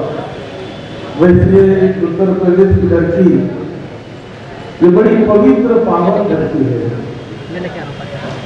ये बुद्ध की धरती मानी जाती है। द लाइट ऑफ एशिया करके बुद्ध को और भारत को माना जाता है दुनिया में। और बुद्ध कहे कि जैसे सुबह भी बातचीत हुई, आपने सुना भी कि बुद्ध का जन्म भी यूपी में हुआ, कपिल वस्तु में, लुम्बिनी कपिल वस्तु मस्जिद भी है, और ज्ञान भी मिला, प्रवचन भी यहाँ पर लिया। अधिक से अधिक समय बुद्ध का इसी धरती पर लोगों को उपदेश देने में गया, चलने में गया, लोगों को मुक्त कराने में गया। और पाली भाषा का इतना बड़ा योगदान है कि स्वयं तथागत भगवान बुद्ध, वो तो उस समय की जो भी भाषाएं थी सभी को जानते थे। उस समय संस्कृत भाषा थी मुख्य रूप में, विद्वानों की भाषा मानी जाती थी, बड़ी लोगों की भाषा मानी जाती थी, उन्हें अच्छी तरह वो जानते थे, उनकी पढ़ाई लिखाई भी उस भाषा में। लेकिन उन्होंने चुना कि मैं जो उपदेश दूंगा संस्कृत में नहीं दूंगा, क्योंकि वो पढ़े लिखों की भाषा है। पढ़े लिखे लोग तो मैं जो भी बोलता समझ गए, लेकिन जो लोग पामन लोग हैं, किसान लोग हैं, मजदूर लोग हैं, कई प्रकार के काम करने वाले, टेक्निकल काम करने वाले लोग हैं, ऐसे लोगों की भाषा में मैं उपदेश दूंगा, जिससे कि बुद्ध के वाणी का वो लाभ ले सके। बुद्ध का जन्म लेना कोई सामान्य बात नहीं है। बहुत लंबे लंबे समय के बाद, बड़ी कठिन परीक्षण के बाद बाबा साहब अपने ग्रंथ की लिखते हैं कि बुद्ध बनने के लिए जो टेस्ट है, जो परीक्षण है, वो तो इतना अद्भुत है कि हमने कहीं ऐसा सुना नहीं, कहीं हमने ऐसा देखा नहीं। जिन्हें 10 पारमिताएं पूरी करनी पड़ती है, 10 पारमिताएं जो उपपारमिताएं, 10 परम पारमिताएं पूरी करनी पड़ती है, जिन्हें शील समाज प्रज्ञा का जीवन जीना पड़ता है, जिन्हें बुद्ध को कितने ज्ञान देने वालों ने आपको, बुद्ध में जैसा ज्ञानी आदमी कोई दूसरा संसार में नहीं है। उनके ज्ञान की व्याख्या पटी संविदा मध्य ग्रंथ में की गई है। आप बालिक विद्वान है, मुझे बहुत आनंद हुआ आपको सुनकर। आप शोध कर रहे हैं, बहुत अच्छा शोध करना ही चाहिए। ये बाबा साहब की इच्छा थी कि हमारे आने वाले लोग, आने वाली पीढ़ी संशोधन बने, रिसर्च करने वाले बने, केवल बड़ी सुनाई बातें न करें, रिसर्च करे, सत्य को खोजे। ये बाबा साहब की इच्छा है और आप कर रहे हैं। बहुत बहुत धन्यवाद देता हूँ आपको। तो जो गुण जो होते हैं बुद्ध में, 73 प्रकार के गुण, 73 kinds of knowledge, whoever achieve, he become a Buddha. And nobody is equal to him. Nobody is equal to him in the entire universe. ये धरती की बात छोड़ दो, इस पृथ्वी की बात छोड़ दो, सारे विश्व मंडल में जो 10 सहस्त्र चक्र वाला ये कहा जाता है, 10,000 चक्रवाल से विश्व बनता है। बुद्ध को सुनने के लिए 10,000 चक्रवाल से देवी देवतागण और 31 प्रकार के जो योग बुद्ध ने बताए हैं, ये किसी साहित्य में मैंने नहीं पढ़ा है, लेकिन बुद्ध ने बताया कि लोग 31 प्रकार के मेरा 31 kinds of planes in this entire universe. Among them, the human being is one being, the animal being is another being, इस प्रकार से बुद्ध ने व्याख्या की। The Brahmaloka is one being, not only one Brahmaloka, but there are 16 Brahmaloka, one upon another. इस प्रकार से बुद्ध ने चर्चा की। यह किसी ने चर्चा ऐसी नहीं की है, किसी विद्वान ने ऐसी चर्चा की। तो आप ये समझिए, बुद्ध की पूजा का मतलब है ज्ञान की पूजा, शील की पूजा और आचरण की पूजा। और अचीव में केवल पूजा नहीं है। जो बुद्ध मार्ग पर चलता है वो वर्तमान जीवन में अचीव करना चाहता है। अर्हत पद मृत्यु के बाद अर्हत पद नहीं मिलता है। अर्हत पद जीते जी पाया जाता है। अर्हत सारी बुद्ध अर्हत मंगल लायक जीते जी कोई भी इंसान पा सकता है जो कोई उस रास्ते पर चले। और उसके पहले के भी जो पद है, सुरता कंदन, सत्यता गांधी, अनागामी और अरहत, ये तीनों पद पहले से कोई भी इंसान पा सकता है, कोई उपासक उपासिका पा सकती है। लेकिन अरहत पद तक कोई किसी को पहुंचना हो तो उपासक उपासिका कह ही नहीं सकते, क्योंकि उन्हें जब उस अवस्था में जाता है तो वो भिक्षु बन जाता है या तो उसकी मृत्यु हो जाती है। उपासक नहीं रह सकता वो, क्योंकि अरहत बन जाता है। तो इस प्रकार इतना विशेष तरीका अद्भुत ज्ञान करता ने बताया दिया, जिससे सारे मानव जाति का कल्याण करने की क्षमता है।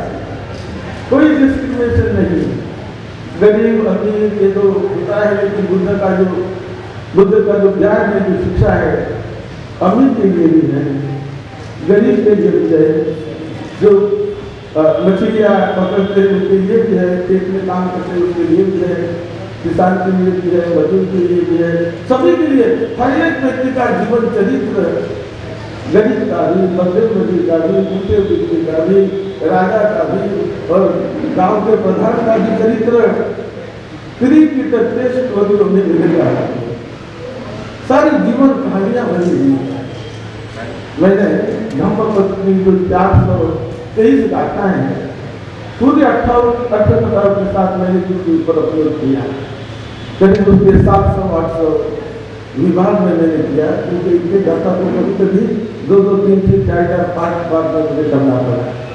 फिर मैंने अंगुत्तर निकाय का पूरा अनुवाद फिर भी मैंने कर दिया। मध्यम निकाय का पूरा अनुवाद, पूरा मध्यम निकाय, अंगुत्तर निकाय, दीर्घ निकाय के सभी सूत्र पूरे मेरे यूट्यूब पर आदि सभी।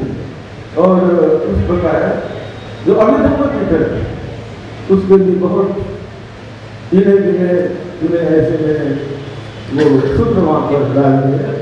उसी प्रकार सभी की जीवनी, काश्यप की दर्पण, महाकाश्यप की जीवनी कैसी थी और मोगल लाइन की जीवनी कैसी शुरू हुई, कैसा मुकाम हुआ, अगर सारी पुत्र की जीवनी कैसी, उसका अंत कैसे हुआ। तो ये सारी बातें जो सारे त्रिपिटक के आधार पर हमने लोगों के प्रबोधन के लिए, ज्ञान के लिए 1000 के ऊपर मेरे यूट्यूब पर भी अपलोड की हुई है, जो फेसबुक में भी आती है, यूट्यूब में भी आती है और वो सब नहीं है। तो आज मुझे बड़ा आनंद इसलिए हो रहा कि ये भूमि जो आप बड़े पुण्यवान लोग हैं, ये उत्तर प्रदेश की धरती है, इसे तो देवों की धरती भी कहते हैं, देवभूमि कहते हैं। कई देवी देवता भी यहाँ पर जन्म लिया, लेकिन हम तो कहते हैं कि तो बुद्ध की भूमि है, बुद्ध जैसे व्यक्ति। और बुद्ध को जो लोग महात्मा कहते हैं, बुद्ध को महात्मा नहीं कहता है। महात्मा शब्द पूरी तरीके से चिंतन से ले जाता है, बल्कि भगवान भगवती राम लोग भगवती दोस्तों भगवती मोहन भगवान की स्थिति। भगवान कौन है जिसे हमें भगवान कहना चाहिए? और बुद्ध को भगवान कहते थे, भगवान भगवान इसी केसो भगवान अरहं सम्मान समृद्ध। भगवान वो जो अरहत है, सम्यक समृद्ध है। कोई महात्मा अरहत नहीं होता, कोई भी महात्मा समृद्ध समृद्ध नहीं होता, तो समृद्ध समृद्ध जो होता है वही भगवान। और इस प्रकार भगवान किया हुआ है। भगवान सम्मान समृद्ध विद्या चरण संपन्नो अनुत्तरो अनुत्तरो, उसे बल्कि कोई इंसान नहीं, सबका देव मनुष्य वो तो चाहता है गुरु है। किसने? देवी देवताओं के गुरु, मनुष्य के गुरु। ये कौन कहते हैं? अरहत लोग कहते हैं, जिन्होंने त्रिपिटक बनाया। त्रिपिटक किसी एक व्यक्ति की रचना नहीं है, एक दो व्यक्ति की रचना नहीं, 500 गिने चुने बड़े पूछे ज्ञान प्राप्त अरहत एक दो हफ्ते तक कटरे में थे, हम एक हफ्ते से बैठे थे, 4 दिन बैठे। वो कितने दिन बैठे? 6 माह तक बैठे थे। 6 माह तक बैठकर इन अरहतों ने त्रिपिटक को कंपाइल किया, त्रिपिटक को A to Z करके पूरी तरह लिखा, संग्रहित किया। और वो ऐसे लोग थे वहां पर कि जिन्होंने बुद्ध को जन्म लेते हुए भी देखा, वो भी लोग, जिन्होंने बुद्ध को बचपन में स्कूल में जाते हुए देखा, वो भी लोग उस पहले से। तो ऐसे गुरु। और अरहत सामान्य नहीं, अरहत का मतलब जिनके विवेक द्वेष नहीं, क्रोध नहीं, ईर्षा नहीं, कोई अहंकार नहीं, सबसे मुक्त हो गया वो, जिन्होंने निर्वाण का साक्षात्कार मृत्यु के बाद नहीं, जीते जी कर लिया, मोक्ष को जीते जी जिन्होंने पा लिया, कि जिनके मन में किसी के प्रति कोई द्वेष नहीं। क्या है उनके मन में? क्रोध नहीं, द्वेष नहीं, मोह नहीं, लेकिन क्या है? अनंत करुणा, अनंत मैत्री, अनंत मुदिता, करुणा, मृत्ता, उपेक्षा, 4 ब्रह्म विहार करता है। आप अपने मन को जानो, पहचानो, ये 4 ब्रह्म विहार की जो बात है, कितने कितनी करुणा है, कितना मेरे मन में मैत्री भाव है, कितना मेरे मन में उपेक्षा भाव है, कितना मेरे मन में ये ब्रह्म विहार से मैं चलता हूँ। यदि नहीं चलता है तो मैं अरहत उसकी बराबरी नहीं कर सकता, और उनसे तुलना करना मैं नहीं कर सकता, तब तक मैं उनके बराबर नहीं कर सकता। तो अरहत में कोई मोह नहीं, कोई द्वेष नहीं, किसी को प्रति कुछ लालच नहीं, कुछ उन्हें चाहिए नहीं। कुछ लोग ऐसे जिसके हृदय में पनप जाती है, निवास करती है, ऐसे महान लोग केवल मानव के कल्याण के लिए, मानव के उत्थान के लिए ये त्रिपिटक का संज्ञान किया है, बुद्ध बच्चों को संदेश किया। तो ये इतिहास पे हमें पता करना चाहिए। बुद्ध डॉक्टर बाबा साहब अम्बेडकर जी ने जो दीक्षा देकर बड़ा महान काम किया है। बाबा साहब ने कभी बुद्ध को महात्मा नहीं कहा, क्योंकि बुद्ध ये बुद्ध ही होते हैं, उनकी तुलना किसी से नहीं की जा सकती है। आज के इस सम्मेलन में बहुत ही महत्वपूर्ण चर्चा हो रही है। जैसे हम शोध, अंतरराष्ट्रीय बौद्ध शोध संस्था है, शोध का मतलब रिसर्च, तो सही मायने में रिसर्च करने का जो प्रयास हमारे उत्तर प्रदेश सरकार की ओर से इस अंतरराष्ट्रीय बौद्ध शोध संस्थान के माध्यम से हो रहा है, मैं बहुत बहुत धन्यवाद देता हूँ मुख्यमंत्री को, बहुत बहुत धन्यवाद देता हूँ यहाँ के मुख्यमंत्री, उप मुख्यमंत्री जो आज आए हैं, जिन्होंने उद्घाटन किया, और भारत सरकार को भी बहुत बहुत धन्यवाद देता हूँ, क्योंकि जिन्होंने पाली भाषा को एक क्लासिकल लैंग्वेज, शास्त्रीय भाषा का दर्जा दिया, सही मायने में सही शास्त्र सही रूप से लिखे गए हो और परंपरा से चले आ रहे हो, एक के बाद एक संगीत, एक के बाद एक संगीत, एक के बाद एक संगीत, उसका जो अपना इतिहास है छठी संगीत की तरह, तो इतना इतिहास किसी जगह पर नहीं मिलता। कितनी शास्त्रीय ढंग से उन्होंने इसकी रचना की, कैसे शास्त्रीय ढंग से उन्होंने संभाला। तो भारत सरकार को, श्री नरेंद्र मोदी को भी, सारे केंद्र सरकार के लोगों को धन्यवाद देता हूँ। और हमारे मुख्यमंत्री योगी जी, उन्हें बहुत बहुत धन्यवाद देता हूँ। और उप मुख्यमंत्री जी आज जो बधाई मुंडिया जी और ब्रजेश पाठक जी और सारे उनके साथी सभी को धन्यवाद। और आप लोग इतने लगन से जो काम कर रहे हैं, इस संस्थान के लोग बहुत जिम्मेदारी है हमें निभानी, और इस बुद्ध वाणी की रक्षा जैसे हमारे पूर्वजों ने की, आज हमारी जिम्मेदारी कि हम भी इसकी रक्षा करके लोगों के कल्याण के लिए इसकी रक्षा करें। किसी को ऊंचा नीचा दिखाने के लिए नहीं, लोगों को सुख शांति देने के लिए। क्योंकि बुद्ध का वचन ही है, कर्म के लिए बहुजन हिताय बहुजन सुखाय। तो जिद वाक्य है कि बहुजनों के हित के लिए, बहुजनों के सुख के लिए आप विचरण करो और ये धर्म लोगों को बांटो। ये शक्ति तुम्हें हमें सभी को मिले, यही प्रार्थना त्रिरत्न से बुद्ध धर्म संघर्ष में करता हूँ। और त्रिरत्न की शक्ति हमेशा मुझे कभी मटका नहीं, त्रिरत्न उस पर मैं और भी एक में मिलेगा तो और भी 5-10 मिनट में बोलूँगा। आप सुबह से बैठे हैं, मैं जानता हूँ 8 बजे से हम लोग आए हुए हैं, और ये धर्म की शक्ति है कि आज एक दूसरे पर बैठ कर आज कितनी मतलब ऊर्जा आप अपने में निर्माण करके जो सुन रहे हैं, मैं आप बहुत बहुत सबको धन्यवाद देता हूँ।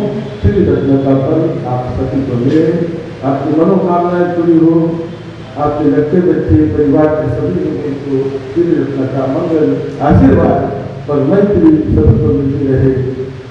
भगवत सब मंगल रक्षन्तु सब देवता सब बुद्धानुभावेन सब धर्मानुभावेन सब संघानुभावेन सदा सुखी भवन्तु सदा।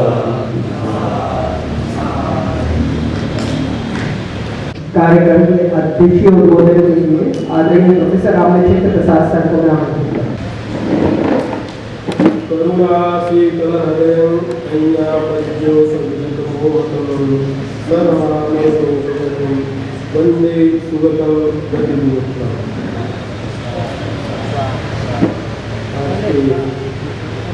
तकनीकी सत्य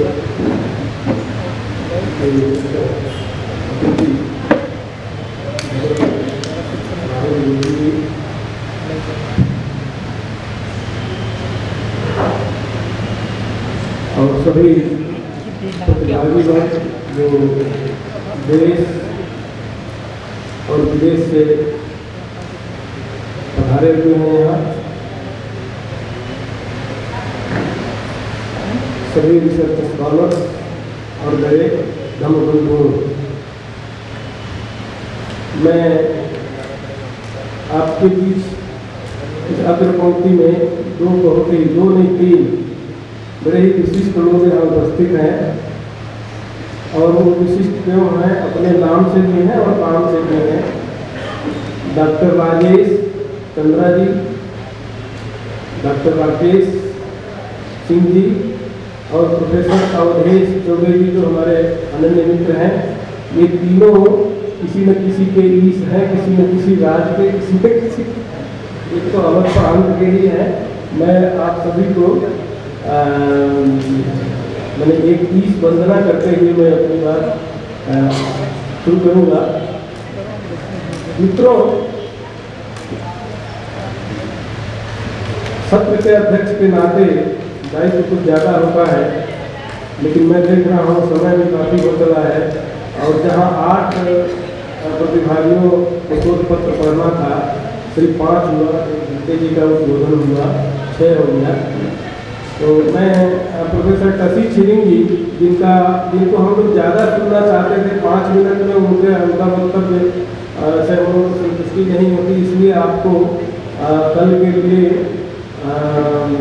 आगे बढ़ाया गया है आपका समय, तो आप क्षमा करेंगे। ये अपने विषय से बहुत ही उन्नत विद्वान हैं, और 5 मिनट में इनका सिर्फ संबोधन नहीं सुना, तो सॉरी फॉर दैट। मैं आज सुबह से इसकी चर्चा हो रही है, शास्त्रीय भाषा का दर्जा मिलने की पाली को, और सुबह से मैं मंच से सबके मुँह से यही सुना, 4 भाषाओं को। मैं बीच में अगल बगल संशोधन करता रहा, लेकिन ये 4 भाषाओं को नहीं, पाली के साथ 4 अन्य भाषाओं को दिया गया है। कुल 5 भाषाओं को शास्त्रीय भाषा का दर्जा इस बार दिया गया, 6 पहले से हैं। तो इस तरह से आज के समय ये कुल 11 शास्त्रीय भाषाएं हैं भारतीय। मुझे तो बहुत अधिक खुशी है और आपको भी खुशी होगी। शास्त्रीय भाषा का दर्जा मिलने की बात तो अभी खत्म हो गई, मैंने कर दी। मैं और बात ये करना चाहता हूँ जिसके लिए खुशी है हमको, कि इसका प्रपोजल, ड्राफ्ट प्रपोजल को नवनालंदा महाविहार ने तैयार किया था, मैंने तैयार किया था अपने साथियों के और क्योंकि मैं उस विभाग का प्रमुख था, तो मेरे ही हस्ताक्षर से वो प्रपोजल वहाँ साहित्य अकादमी को गया है। आज मैं आप सबके साथ अपनी खुशी को आपके बीच बांटना चाह रहा हूँ। तो ये मेरे लिए बहुत गर्व की बात है। दूसरी चीज जो यहाँ 5 पत्र पढ़े गए, मैं उन पर बहुत सब पर तो अलग अलग टिप्पणी नहीं कर पाऊंगा, मेरे पास सबका टाइपिंग भी नहीं है, क्योंकि प्रिंटेड फॉर्म में होता है तो सब सामने रहता है, सब कुछ स्मरण में लाना शुरू करके बड़ा मुश्किल है। लेकिन इतना मैं कह सकता हूँ कि सारे के सारे शोध पत्र और उनकी प्रस्तुति दोनों की गुणवत्ता से मैं बहुत प्रभावित हूँ। मैंने बहुत कम देखा कि शोध छात्र जो है अन्य औपचारिकता पूरी करने के लिए ज़्यादातर गए, 2-3 पेज का एक लिखित शोध पत्र होता था, वो उसको पढ़े और डर के कि कोई कुछ पूछ ले।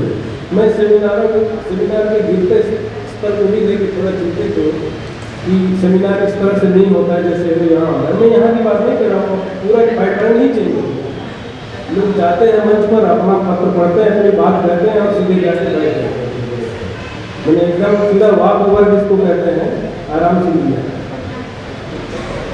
तो पहले पढ़ते थे शोध पत्र शोध छात्र, लेकिन मैं आज देख रहा हूँ कहीं से उनमें उस तरह का, कहीं से कोई शोध छात्र प्रस्तुति में नहीं दिखाई।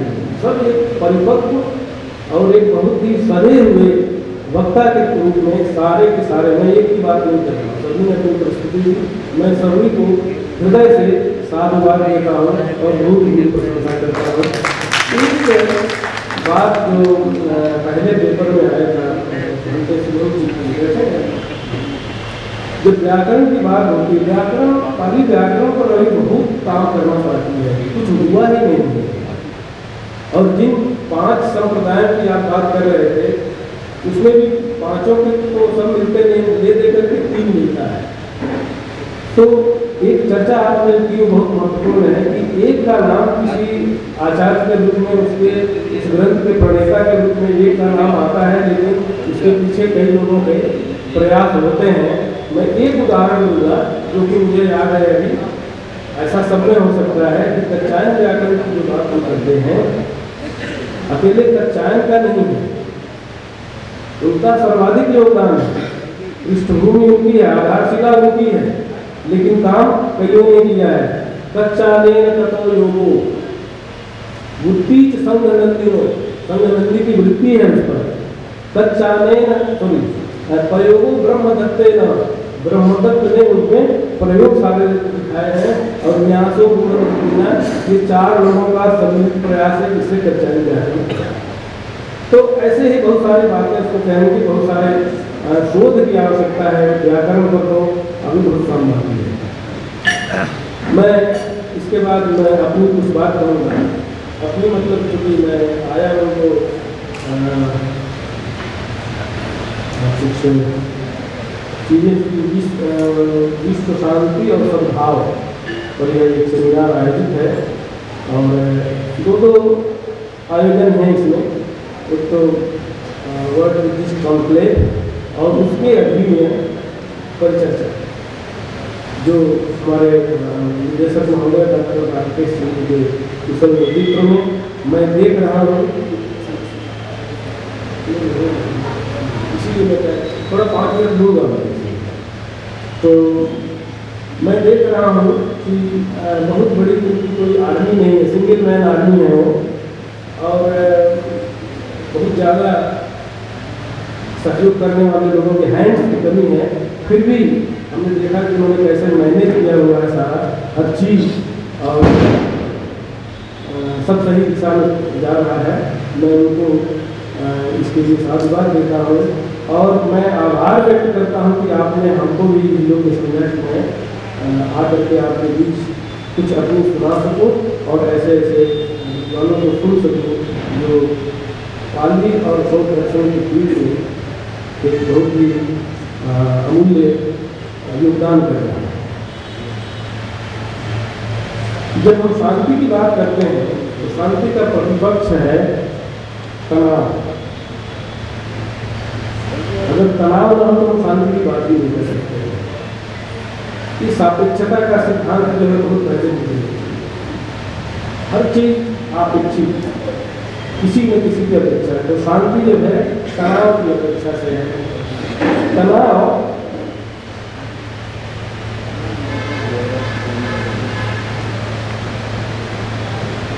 कई कारणों से होता है, आप सभी जानते हैं, जो मैं बहुत ज़्यादा नहीं बोलने वाला हूँ, लेकिन मुख्य जो कारक है, मुख्य जो कारण है बुद्ध ने इसी को जोर दिया, तृष्णा। तृष्णा का जाल काटना इतना आसान नहीं है। ये अनंत है, इनका अंत नहीं है कहीं। और जैसा कि ज्ञानी लोग कहते हैं कि जब तक किसी चीज़ की इच्छा है और जब तक वो चीज़ आपको नहीं मिलती है तब तक वो उसके प्रति आपकी रुचि बहुत बनी रहती है, इच्छा बनी रहती है, अभिलाषा बनी रहती है। लेकिन जैसे वो प्राप्त हो गया फिर वो आपके लिए समाप्त है। समाप्त किस तरह से, ये मिल गया तो उसके प्रति वो आकर्षण खत्म, लेकिन तत्काल तत्क्षण एक नई तृष्णा जागती है जो नहीं मिला है, उसके लिए आप तत्पर होते हैं, परेशान रहते हैं। और इस तरह से ये तृष्णा का सिलसिला जो है वो चलते रहता है। इसीलिए भगवान ने तृष्णा को क्या कहा, एक वन की तरह, वन पूरा अरण्य जंगल है। तो बुद्ध ने क्या कहा, वनम छिंदत मान। आज तो नारा चला हुआ है, पेड़ मत काटो। भगवान ने कहा पेड़ नहीं तो पूरा जंगल ही काट। वनम छिंदत मान, एक पेड़ नहीं पूरा उसका वन ही काट डालो, पूरा जंगल काट डालो। ये तृष्णा का जंगल है, ये वो जंगल नहीं तो हमें शुद्ध वायु और ऑक्सीजन। और कहा कि क्षेत्वा वनंच वनथंच निपनावत विक्रय। जो इस वन और वन भूमि का भी नाश कर रहा है, वनथ जहाँ वन पैदा होता उसका भी नाश करने के बाद तुम निर्वन हो जाओ, यही शांति का मार्ग है। इससे अधिक हम इसमें और अधिक कुछ कह नहीं सकते। अब इच्छाएं अनंत हैं, उसके अलावा ये तो आपकी अपनी बात होगी। अब कुछ और कारण हैं जो आप अपने मित्र, अपने पारिवारिक जन, अपने शुभेच्छुओं से जो अपेक्षाएं रखते हैं। अपेक्षाएं रखना ये भी आपके तनाव का एक कारण हो जाता है, क्योंकि आप अपेक्षा तो करते हैं, लेकिन जब आपकी अपेक्षाओं के अनुरूप आपके पारिवारिक जन, आपके सुहृद वर्ग, आपके आसपास के लोग आपके हिसाब से काम नहीं करते हैं तो आपके मन में तनाव आता है। और आगे चल करके ईर्ष्या, मात्सर्य, मक्ष, जिसको मक्ष कहा जाता है, और क्रोध, ये क्रोध के रूप में प्रतिफलित है। और क्रोध तो नाश का रूप है, आपका भी नाश और सामने वाले का, जिस पर आपको क्रोध आ रहा है, सामने वाले का तो कम नाश होता है, कम नुकसान होता है। जिसने क्या कहा, आप जब किसी पर क्रोध करते हैं वो क्रोध पैदा कहाँ होता है, आपके चित्त में पैदा होता है। वो सबसे पहले आपके चित्त को दूषित करता है और उसके बाद निकलता है वहाँ से, तो वो फिर आपका शरीर और आपकी वाणी सब जो है अगले पर नुकसान हो जाती है। तो कहते हैं ये ऊपरे हनति अवतार, पहले अपने आपका ही नाश करते, आपको ही मारता है ये क्रोध। पच्छा हानि सो करे, बाद में वो दूसरों को, सामने वाले को नुकसान बाद में। अब किसी को डंडा मारने जाते हैं, गोली मारने जाते हैं, उसको चोट बाद में लगेगी, उसके सारे का नुकसान बाद में होगा, आपके चित्त में की हानि पहले होगी। और इतना ही नहीं, बुद्ध तो हर चीज को बहुत खोल करते हैं, बहुत क्या कहेंगे स्पष्ट, और कुछ भी रखते नहीं। आचार्य मुफ्ती उनके आती ही नहीं, जो है सब उन्होंने। इसके आगे भी जाके वो कहते हैं कि अत्तानम सुहतम हंती बीतम से पक्षी, अपना नुकसान जो है वो भली भांति करता है, पूरा का पूरा नुकसान कर देता है आपके चित्त में। और बीतम से पश्चिमा बाद वाला जो सामने वाला आपके है, जो आपके क्रोध का पात्र बन रहा है, वो उसका नुकसान आंशिक रूप से आपका पूरा। तो ये क्रोध जो है हमारे तनाव का कारण है। और उसके बाद कुछ अरुचिपूर्ण कार्य हो सकते हैं, जैसे सबका एक अपना इंटरेस्ट होता है। हम देखते हैं घर में बच्चों को, बड़े को, किसी को, और उनकी रुचि के विपरीत अगर काम मिल गया या दे दिया गया तो उतना बढ़िया से वो नहीं कर पाते, और कई बार उसमें असफल नहीं होते। और तो इस तरह से वो भी एक कारण है तनाव का। दूसरा ये है कि शारीरिक दुख और अक्षमता, ये भी तनाव का एक बहुत बड़ा कारण है। शरीर में कोई दुख है, तो जब शरीर में दुख है तो मन भी आपका शांत नहीं हो सकता, एकाग्र नहीं हो सकता। अक्षम शरीर है, रोगी है, तो नहीं कुछ कर पाएगा, उससे भी मन में तनाव बढ़ता है। तो इस सब के भी शांति कैसे कायम हो, तो कहते हैं कि शारीरिक व्यायाम और मानसिक व्यायाम दोनों। शारीरिक व्यायाम तो आप सब जानते हैं, मानसिक व्यायाम वही है जिसकी जो मैंने बार बार बात कही। और आखिर में जा करके व्यवहार, लोक व्यवहार में जो विपස්සना के रूप पड़ा है, इससे अच्छा कोई मानसिक व्यायाम है नहीं। बल्कि मैं तो ये कहता हूँ विपස්සना तो बहुत बड़ी चीज़ हो गई, बहुत आगे की चीज़ हो गई। आप आनापान शक्ति जो आनापान शक्ति रोज अगर 10 मिनट ही करते हैं नियमित रूप से, कोई एक टाइम बना लीजिए, और आप उसी का फल देखिएगा कि आपका चित्त बहुत सरल, बहुत ऋजु और बहुत ही शांत रहना शुरू हो जाएगा। तो ये इसका उपाय ये है, बहुत अधिक सोचना, अपनी सीमा से आगे जाना। हर आदमी की एक सीमा है, आप कितना कर सकते हैं, कितना बोल सकते हैं, तो उसके आगे जाकर के बहुत सोचना। वो भी एक तरह से खलील जिब्रान का नाम आप लोगों में से बहुत लोगों ने सुना होगा, इजराइल का एक बहुत अच्छा विचार चिंतक हुआ है।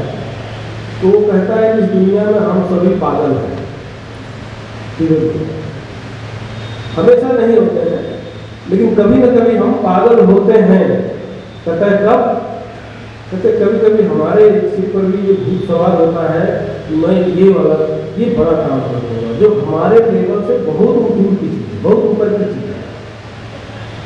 आप ऊपर की, आपका ध्येय रहना चाहिए, लेकिन सीधे ऊपर पहुंचने के बाद सोच करके और उसी के लिए परेशान हो जाना वो सही नहीं। क्योंकि हर ऊंचाई चढ़ने के लिए सीढ़ी में है, आप स्टेप बाय स्टेप आगे बढ़ेंगे तो वहाँ तक भी पहुँच सकते हैं। लेकिन सीधे वो चरम उपलब्धि को प्राप्त करना, रात दिन उसी की बात सोचना, उस मार्ग पर नहीं चलना, तो ये पागलपन नहीं तो और गया है। बुद्ध ने भी कहा, जैसे अभी एक प्रतिभागी ने कहा था, प्रतिपत्ति है क्या? व्यक्ति हो गया आपका ये भी है। प्रतिपत्ति क्या है? प्रतिपत्ति का अर्थ क्या है? सीधा वही जो प्रतिपदा है। प्रतिपदा क्या है? मार्ग। उस मार्ग पर चलना, उसको प्रैक्टिस में लाना, उस मार्ग का अभ्यास करना। मार्ग वही मार्ग आपको आपके गंतव्य तक पहुँचाएगा। तो मार्ग पर चलना पड़ेगा। बुद्ध ने ऐसे थोड़ी कहा तुम नहीं ही चल कहा था, मेरे पास ऐसा कोई जादू की पुलिया कोई पुलिया कोई भक्ति पिलाने वाली पुलिया नहीं कि मैं आपको आशीर्वाद करूँ मैं दे दूँ और उसको पी जाओ सब चीज़। मैं मार्ग बता सकता हूँ, उस मार्ग पर चलना आपका काम है। तो परिपत्ति भगवान बुद्ध की देशना है, प्रतिपत्ति हमारे ऊपर है, और प्रतिपत्ति नहीं करेंगे, उस मार्ग पर नहीं चलेंगे तो हम प्रतिवेद को सोच नहीं सकते। तो ये हमको करना है, ये कोई दूसरा नहीं कर सकता। एक शब्द पाली में बहुत बार बहुत स्थलों पर प्रयुक्त होता है, पश्चत्तम। पश्चत्तम है क्या? अब ये सुनिए, पश्चत्तम विद्वानों के द्वारा यह प्रत्यात्म वेदनीय है, सब कुछ साधन है, शिक्षाएं हैं, भगवान बुद्ध के उपदेश हैं आपके समक्ष, लेकिन आप इसको अपने तरीके अपनी कोशिश से इसको अगर नहीं करिएगा तो ये मुश्किल है। प्रत्यात्म वेदनीय है तो खुद प्रयत्न करेंगे तो जानेंगे। अगला आपको प्रवचन दे सकता है, हम जब तैयार नहीं है उसको ग्रहण करने के लिए, हमारा मन चित्त तैयार है तो हम ग्रहण नहीं कर पाए। जैसे कहते हैं घोड़े को तालाब तक तो ले जाने के लिए ले जाते, आप ले जाइएगा, लेकिन अगर घोड़े को प्यास नहीं लगी है तो वहां से बिना पानी पिए लौटेगा। तो अच्छे गुरुओं की कमी नहीं है। अब ये हमारे ऊपर है कि हम उसको कितना आत्मसात करते हैं। तो इसीलिए बुद्ध ने कहा शुद्धि अशुद्धि पश्चत्तम नान्यम अन्यो विशुद्धये। शुद्धि और अशुद्धि आपके अपने हाथ में है, प्रत्यात्म है, पश्चत्त है। कोई दूसरा किसी दूसरे को शुद्ध नहीं कर सकता, कोई किसी की शुद्धि नहीं कर सकता। इसीलिए जब हम बात करते हैं, अब हमारे विद्वान मित्र बैठे हुए हैं, बुद्धत्व की बात करते हैं, कैसे लिखता है, दो ही उपाय है उसका, दो ही साधन है उसके, प्रज्ञा और उपाय। प्रज्ञोपाय लभ्यते, प्रज्ञा और उपाय से। तो उपाय वही मार्ग है, प्रज्ञा सभी जानते हैं। तो प्रज्ञा और उपाय उन्हीं दोनों से मिलता है। हम उस प्रज्ञा की प्रशंसा करते हुए हमारे किसी स्कॉलर ने जो कथाकार हैं उन्होंने लिखा है, मैं वही सुना के आपको और अपनी बात समाप्त करूँगा। तो कहते हैं पैया पसत्था लोकस्य तथा सद्धर्म स्थितिया। सद्धर्म की स्थिति के लिए बनाई गई कही गई ये प्रज्ञा जो है लोक में बहुत प्रसिद्ध है। और पैयाय विमति हंत्वा, उस प्रज्ञा के माध्यम से अपने विमति का नाश करके सुमति की स्थापना करके संतिम पंडित यानी शांति प्राप्त करते हैं। हम आज उसी शांति की बात कर रहे हैं जो आज विश्व को जिसकी बहुत जरूरत है। कहने की आवश्यकता नहीं है क्या हो रहा है, भारत पे ढेर पर विश्व बैठा हुआ है और कहीं गलती से किसी भी राज्याध्यक्ष का दिमाग खराब हो गया तो वो बात वहीं तक नहीं रुकने वाली है। आज इतना हम आगे बढ़ चुके हैं विध्वंसक हथियारों के मामले में, और खास करके अपने चित्त में अपने मन में जो क्रोध और खास करके बहुत सारे राष्ट्रों के तो सीमा विस्तार की नीति, उसके चलते बहुत नुकसान होने वाला है अगर किसी का दिमाग खराब हो गया। तो भैया हम तो ये कह रहे हैं कि आप घातक से घातक हथियार बनाओ, वो आप की सफलता आप अपनी समझते हैं, आप उसको लेकर गौरवान्वित होइए, लेकिन अपने चित्त को अपने मन को ठीक रखने के लिए आप हमारे पास आइए। बौद्ध साहित्य आपके मन की शुद्धि करेगा कि इसका इस्तेमाल करना है कि नहीं करना है। ये इसे जरूरी नहीं है हथियार का इस्तेमाल, लेकिन हथियार रखना भी जरूरी, ये मैं नहीं। तो कहते हैं ना आक्रमण भी जो है, आक्रमण की नीति भी तो शांति की ग्रहण कर सकते।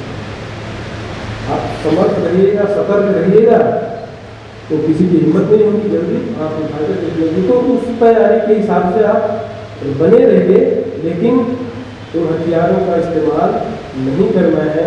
इसकी सद्बुद्धि हमारा साहित्य देगा, हमारा बौद्ध साहित्य देगा, भगवान की जरिए उपदेश देंगे। इन्हीं सब बातों के साथ मैं आप सभी को एक बार पुनः वंदन करते हुए और माननीय डॉक्टर राकेश जी को के प्रति और उनके पूरे आयोजक मंडल के प्रति आभार व्यक्त करते हुए अपनी बात समाप्त करता हूँ। अंतर्राष्ट्रीय बौद्ध शोध संस्थान के यशस्वी निदेशक अगुआ और इस कार्यक्रम के आयोजक इतने जो है कि कार्यों के बाद भी चेहरे पे जो चमक है करके वो दिखाती है कि हमें 2 दिन और अच्छे से काम करना है। और राजेश चंद्रास यहाँ बैठे हुए हैं, तो आप लोग प्रेरणा देते हैं हमें कि हम युवा पीढ़ी को कि कैसे जो है कि हमें आगे काम करना है। और बनते दीप रतन जी महात्लोपाल विश्वविद्यालय Thailand. Yes. Finish. Okay. Doctor बाल गंगाधर, सर डॉक्टर राजेंद्र कुमार संयोजन का और एक इनके शोध पत्र वाचक का डॉक्टर विकास सिंह जी जो मारवाड़ी कॉलेज दरभंगा में संस्कृत विभाग अध्यक्ष हैं।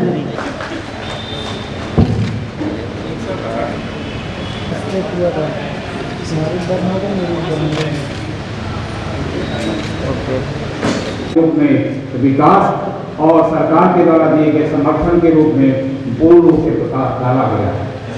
सबसे पहले हम धन्यवाद देंगे प्रोफेसर प्रफुल्ल गढ़वाल जी का और आदरणीय श्री राजेश चंद्रा जी का कि इस सम्मेलन के सफलता में आप लोगों का बहुत योगदान रहा है कि ऐसे ऐसे महापुरुषों को हम लोग यहाँ पे उपस्थित किए हैं। और त्रिपुरा से आए हुए प्रोफेसर अवधेश कुमार चौबे जी और आए हुए यहाँ समस्त भिक्षुगण एवं उपासकगण, हमारे संस्थान के अधिकारी कर्मचारी श्री अरविंद जी, हम आपसे ये दोनों शब्द हमारा इतना सफल रहा है कि पाली को शास्त्रीय भाषा दर्जा के रूप में देने का जो प्रस्ताव था आदरणीय प्रोफेसर राम लखन प्रसाद जी द्वारा दिया गया है। आज जो हमारे इस कार्यक्रम में आपने अध्यक्षता की, हम धन्य हैं ऐसे ऐसे लोग इस कार्यक्रम की अध्यक्षता की। और आदरणीय पूर्व भजन डॉक्टर राहुल मोदी जी को हम पहली बार सुने हैं।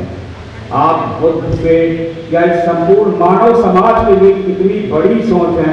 आपने कहा कि हम धन्य हैं कि आज हम इस भूमि पे हैं, लेकिन हम भी धन्य हैं कि आज आप मुख्य अतिथि के रूप में इस संगोष्ठी में आपका आशीर्वचन प्राप्त हुआ। और अभी ये पहला वो है और आपका मार्गदर्शन रहेगा तो उत्तर प्रदेश में स्थित अधिकांश बौद्ध स्थलों पे आप लोगों के मार्गदर्शन पे इस तरह का आयोजन किया जाएगा। आज ये हमारा द्वितीय समापन के तौर पे है। हम पुनः आप लोगों के लिए इस सत्र के बाद आप लोगों को चाय पानी की व्यवस्था है, उसके बाद सांस्कृतिक कार्यक्रम और पुनः आप लोग भोजन करने के बाद कल हमारा द्वितीय सत्र पुनः शुरू होगा। और उसमें एक माननीय संघराज सरकार द्वारा माननीय जी का भी आने का प्रस्ताव है, कल वो बताया जाएगा। और पुनः हम अपने प्रमुख सचिव सरकार कि इस कार्यक्रम को कैसे किया जाए, किस तरह कोई कमी ना रह जाए। लगातार हमको राजेश चंद्रा जी को लगातार वो लेते रहे कि कहीं हर उस पे रहे, कहीं भी रहे हैं। हम पुनः सर का धन्यवाद एवं आभार व्यक्त करते हैं कि किसी कार्यक्रम को चलाने में आप इतनी हर महीने उसमें नजर रखते हैं। हमारे संस्थान के पाली के प्रोफेसर डॉक्टर उपनंद जी भी हैं और श्रीलंका से पधारे हुए बेन महास्थित जी हैं। हम उनको भी पुनः आभार एवं हृदय से उनके लिए धन्यवाद देते हुए अब प्रफुल्ल गढ़वाल जी की टीम को धन्यवाद देते हैं कि ये लोग कितने मेहनत से एकेडमिक सत्र का इन्होंने बनाया हुआ है। और आज दोनों एकेडमिक सत्र हमारा बहुत अच्छी तरह से सफल हुआ है। बहुत बहुत धन्यवाद। आप लोगों का इसी तरह से सहयोग रहेगा तो संस्थान आप लोगों के सहयोग से निश्चित रूप से आगे बढ़ेगा। प्रोफेसर राम लखन प्रसाद जी ने कहा कि आप सिंगल मैन नहीं, आप लोगों का है, आप लोगों का सहयोग रहेगा, हम लोग निश्चित बढ़ेंगे। बहुत बहुत धन्यवाद सर। जय हिंद जय भारत।